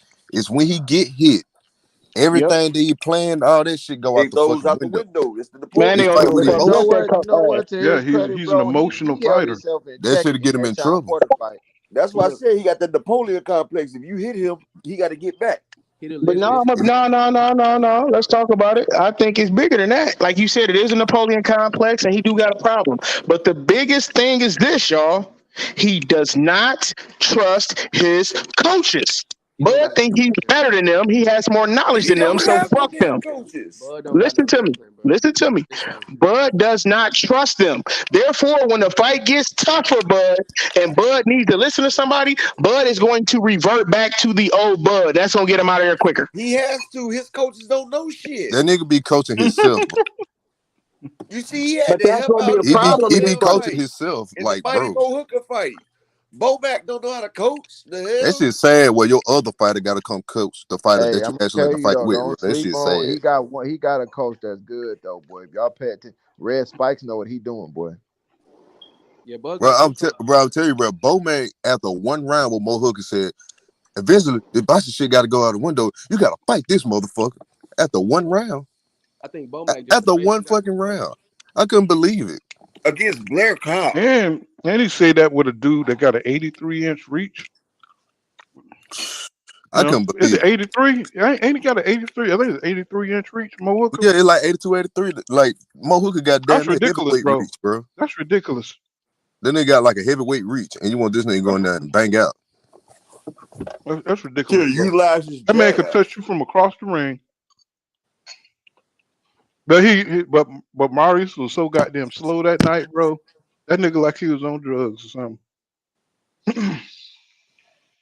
That nigga looked straight horrible, like he hadn't even trained. Hell, he was training like his coach. Mm, mm. I mean, when your That shit. coaches are out of shape, that don't inspire you to train.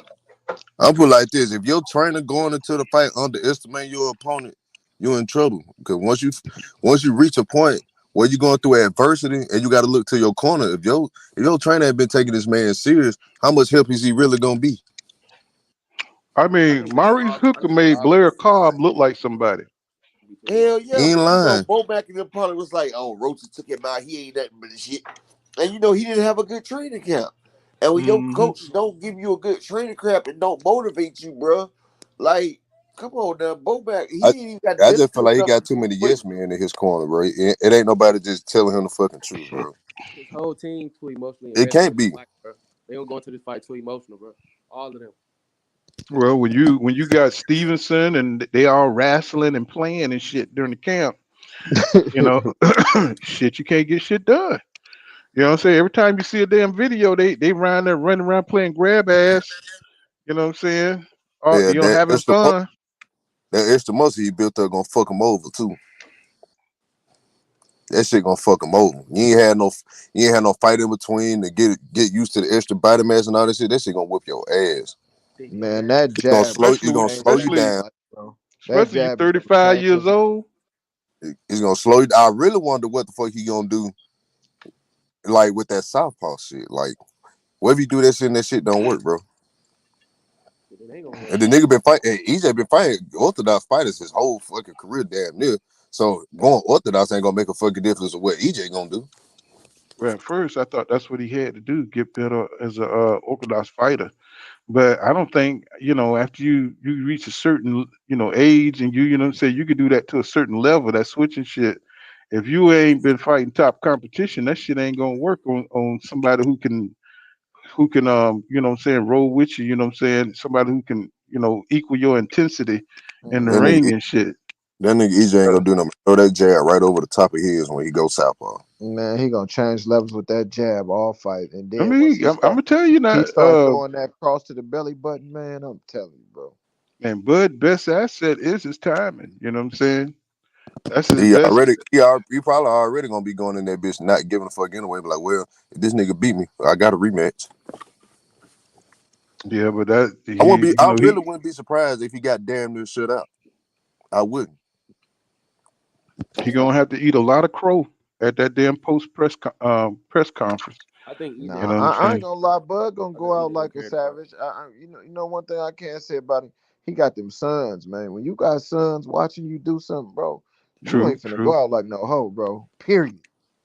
Even if a nigga do get you gotta show your boys like it's a certain way you go out that get you more respect than whooping a nigga ass, man. That's what Hmm. makes it Yeah, emotional but though. That's what shit, makes it more you emotional. can have all that. You can have all that courage you want to, but some shit you just can't control.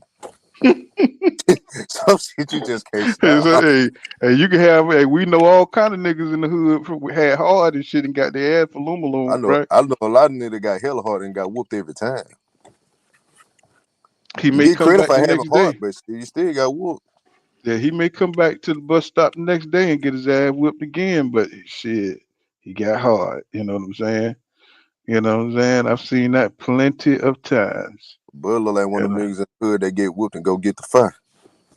Yeah, exactly. He go to the One of them trunk on type. your ass after the Yep, too mad. basketball. You foul that nigga too hard, I'm going to the trunk. You know what I'm Too mad. saying? Them niggas that get too mad over shit. That's kind of nigga seem like he is to me too. That nigga he love talking shit too. I'm You know what I'm telling you, saying? The if nigga, Bud get stopped or get beat convincingly, everybody on his team fired. Watch. yeah, and Watch. shit. He gonna He change about to trainers, all that shit. Watch. Man, that nigga shit. gonna hang it He up, about man. to beat up Trey Songz. He almost had him a freebie right there.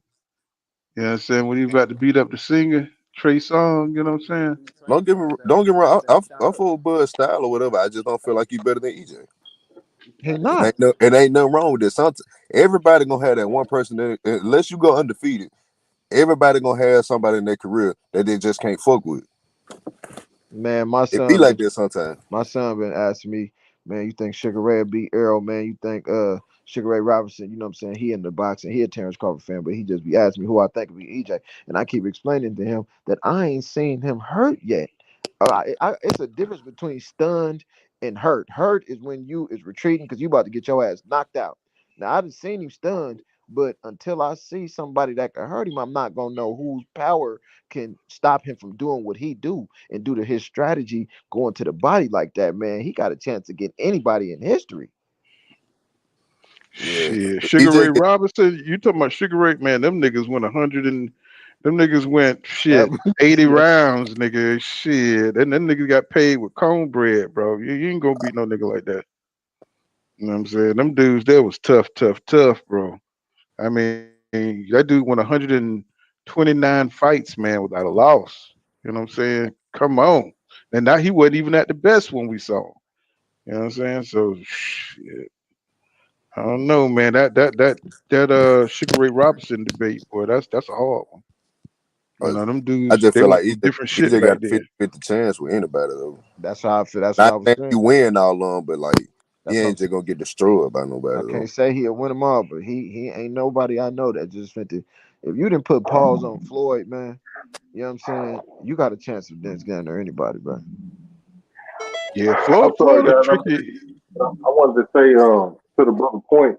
I think it's a difference between being hurt, being clipped, or being hit. Earl has been hit. He ain't been clipped. He ain't been hurt. He ain't been wobbled. But we done seen Bud get clipped, wobbled, and hurt. You don't think And the Ugas hurt clipped him? Oh yeah, see that comment. See clipped my him comment good. on the screen. I Huh? mean that shit too. Attend one of them I things. don't Either you think got that motherfucker, or you don't. I don't think that when Ugas hit him with the mouthpiece thing, I don't count that for the simple fact it was a cheap shot. It was It just was one Yeah, of but them not. things I that he ain't didn't see never seen coming, bro. his That's all legs that buckle. was. I ain't never seen his It was legs a buckle. cheap shot. The ref said stop twice. That's true. I could see if they was in the middle of, you know what I mean, within you know what I mean, within the rules of boxing. If you hit somebody they ain't looking at you, come on, man, we ain't counting that. Nah, Hmm. So we everybody know To the person Bud me, get you that don't was a see dropped. coming gonna fuck testament. you over. To me, that was a We testament done to seen his chin. Because if you can hit a right, motherfucker while he not looking, and he still and got he his look up at you and faculties, laugh. that's what I'm saying, bro. Jesus, what is it gonna take to hit? You gotta hit him with a train. Oh, we said that's Yeah, what we can doing. anybody else Okay, probably and then flow come back after that. and whoop your ass for the rest of the round. Broke A that lot boy of niggas whole would have hit the face. flow after that, bro. You got Shit. Bud out here doing a 2 by 2 and shit. Yep. Yeah, And that the fight really might end off a Yeah, damn liver shot, really. he clean well by Mean Machine and get drunk. I don't know what that ref was looking at, I just but can't that wait was till the drunk. first time I see Terrence taste his power. That I man, because his whole thought process and everything gonna change. Danny Garcia told I me that. can't wait. I can't wait till that moment. This is my favorite part of an EJ fight. When this man gets stronger and you see him hitting people harder in the ninth and the 10th round and he coming harder. You're like, Nah, that shit yeah, killed me. That shit killed me. The Ugas fight, Brian, the 7th, 8th round. He hit him with a couple body shots in a row. And all you heard was boom. I said, God damn. Like, bang, double you hook. heard those, bro, you heard those shots. Like, they were still finding empty arenas in the pandemic. yeah. Like, That's he my hit him so favorite. hard, like the Favorite punches part sound of like it wasn't nobody in the arena. I mean, you see how he be hitting that damn bag, man. He be trying to kill that bag, bro. Like, And this damn. I another mean, narrative I want to sell too. When they say, "Oh, you haven't seen nobody, you haven't seen Earl in the ring with somebody like Bud," I don't believe that. When I look at the Kell Brooks fight, when I look at the Sean Porter fight, them guys was on that level. They might not have had the same skill set as Bud, but they were on the competition level. First of right. all, they were champions. Not only were they champions, but they were battle tested. Won some, lost some, but they both had came back and got belts. You know what I mean? And they both were high level competition. Like they both were on that level of competition where they damn near could have beat Earl. Look at how Carol Brook came out on Earl ass. Look at how Sean Porter, you know what I mean, came out with a strategy to try to confuse Earl and get Earl twisting and turning. You know what I'm saying? That's to me that's a certain level of boxer. They trained for that. They were prepared for that. Like we all say, Sean Porter trained for 9 months for Earl Spence. Mm-hmm. Yeah, all them niggas were So world as far championship as level level of at the time that they competition, fought them. like the brother just said, I don't know who just said that, but y'all was saying how Bud ain't never been under them bright lights before. How many times has Mm-hmm. Earl been under them bright lights? I don't You care know what I'm saying? what you play. You play in the That's packed out an arena, aspect. that shit gonna shake you the first time. That's an aspect of the game that Bud has never experienced. Only from the seat. He Mm-hmm. ain't never experienced when he go to another level and another gear, and that shit still don't When phase his people opponent. screaming so loud, when you got 40, 50,000 people screaming so loud that your ears are ringing, and they Especially all that it's screaming. You know how sound works. They all facing at you, so all that sound comes straight to you, straight to the middle of the ring, and especially you if in the that bitch gonna be center in of the SoFi Stadium. it. Yeah, you know what I'm saying? If that bitch in the stadium, I'm going. If that bitch in the MGM, I'm just gonna throw a big ass party. I ain't I flying ain't all the way to going. Las Vegas and I'm paying betting my five, money. 10 racks for a ticket. I'm betting Yeah, my it's money. I'm trying to hit. I ain't gonna lie. I'm trying to hit on that hoe. I'm betting Shit, on the I stay stoppage. all the way on the other side of the country compared to Vegas. shit. Everybody trying to go. I'm just gonna pay for the pay-per-view because it's gonna be Madhouse out there in Vegas. It's gonna be I might Madhouse. take off that night. If I'm working, I might take that night off just to be able to really enjoy it instead of watching it on my phone like I always do. Oh, that shit gonna cause a fucking uproar depending on how the fight turn out. Mm-hmm. Most definitely gonna cause a fucking uproar. Niggas gonna be in that bitch ready to fight. I'm telling you. You already know that shit gonna be like Tyson and Lewis and shit. When they went to fighting in that motherfucker, boy. Oh man, hell Wasn't no. they fighting? Oh, Who I fight about was it they was Joe. fighting? There's Was people that there. I what think it I was. know? Yeah, I think it was Was it the Tyson and Casino Lewis when they fight? went in. I'm talking about recently, like the recent fight that we've had. There was a I fight don't that know. broke out. Was it Yeah, it was a the fight broke Charlo out. fight? Them motherfucker be It was a emotional out fight at there. the tank fight. Tank Damn. and Roll or Yeah. somebody got to fight in the crowd. Hey, boy, I'm it be telling you, I'm going gonna have to down. bring. I'm be talking. I'll talk so much cash shit, win, lose, or draw. I'll make me want to hurt me. Mm, I don't give a Man, damn. And I and I'm shit, stand on it. Hell, if I'm wrong, hell, I'm just wrong. shit. I If remember I'm I was wrong in the about the outcome of the fight, I'm just wrong about it. shit when I was in the theater when Tyson Fury and Deontay Wilder fought. I watched it in the theater, and some black dude was down there going for Fury. That shit had me heated like a motherfucker, man. I wanted to fight like a motherfucker. That I'm being motherfucker, especially when Fury was boxing him up and they were just over talking the shit. And when Deontay finally, knocked his ass out, boy, I jumped up. I said, "Yeah, nigga, yeah." You know what I'm saying? But then they I'll be looked at I'll be me. on that drink too. Shit. Oh my goodness, bro, what you Mm, talking about? I'm be on Mm, that that drink that night, that home why or that in the arena. that's why I have to be at the house, goddamn, when I watch it, cause you hear somebody talking shit, you be over there going at it, goddamn it. But Hey, we gonna one time I went to a big ass fight party. It was like I was like maybe 15, 16. I almost got to fight with some grown there, and it was like Floyd. It was Floyd and Pacquiao. Floyd was hitting him with shit, they screaming. Then goddamn Floyd popped his ass a couple times, made him miss. I was like, now shut the fuck up and sit down, nigga. I said, that's fuck how you it talking be. about? That's Floyd, nigga. Fuck you talking about?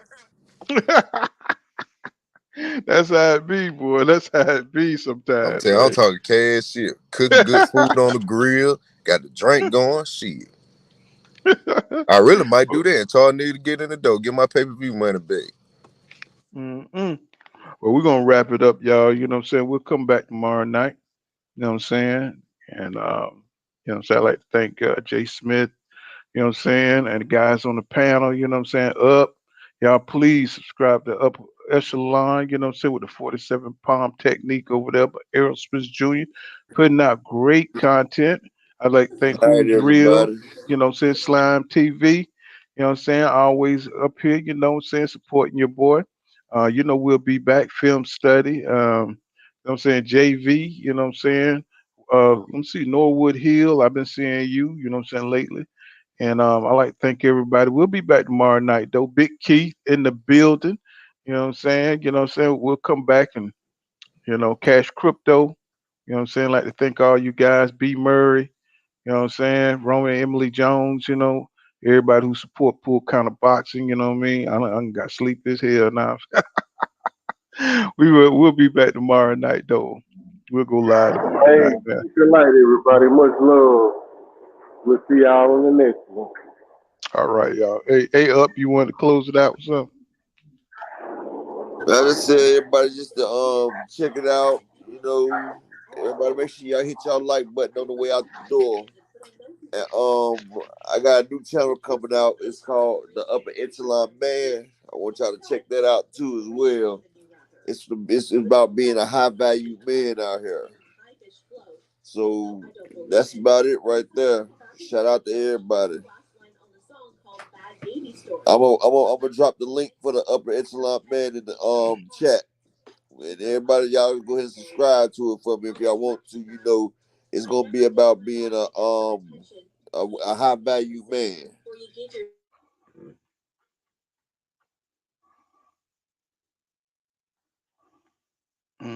Go ahead and drop that link. You know what I'm saying? All right, Cash Crypto, Flossie Sports TV. Thanks for stopping through, sliding through, my brother. You know what I'm saying? Let's see. Hit this damn bed. All right. All right, y'all. See you All right, guys in the that's my next one. Go ahead. all Go right, ahead.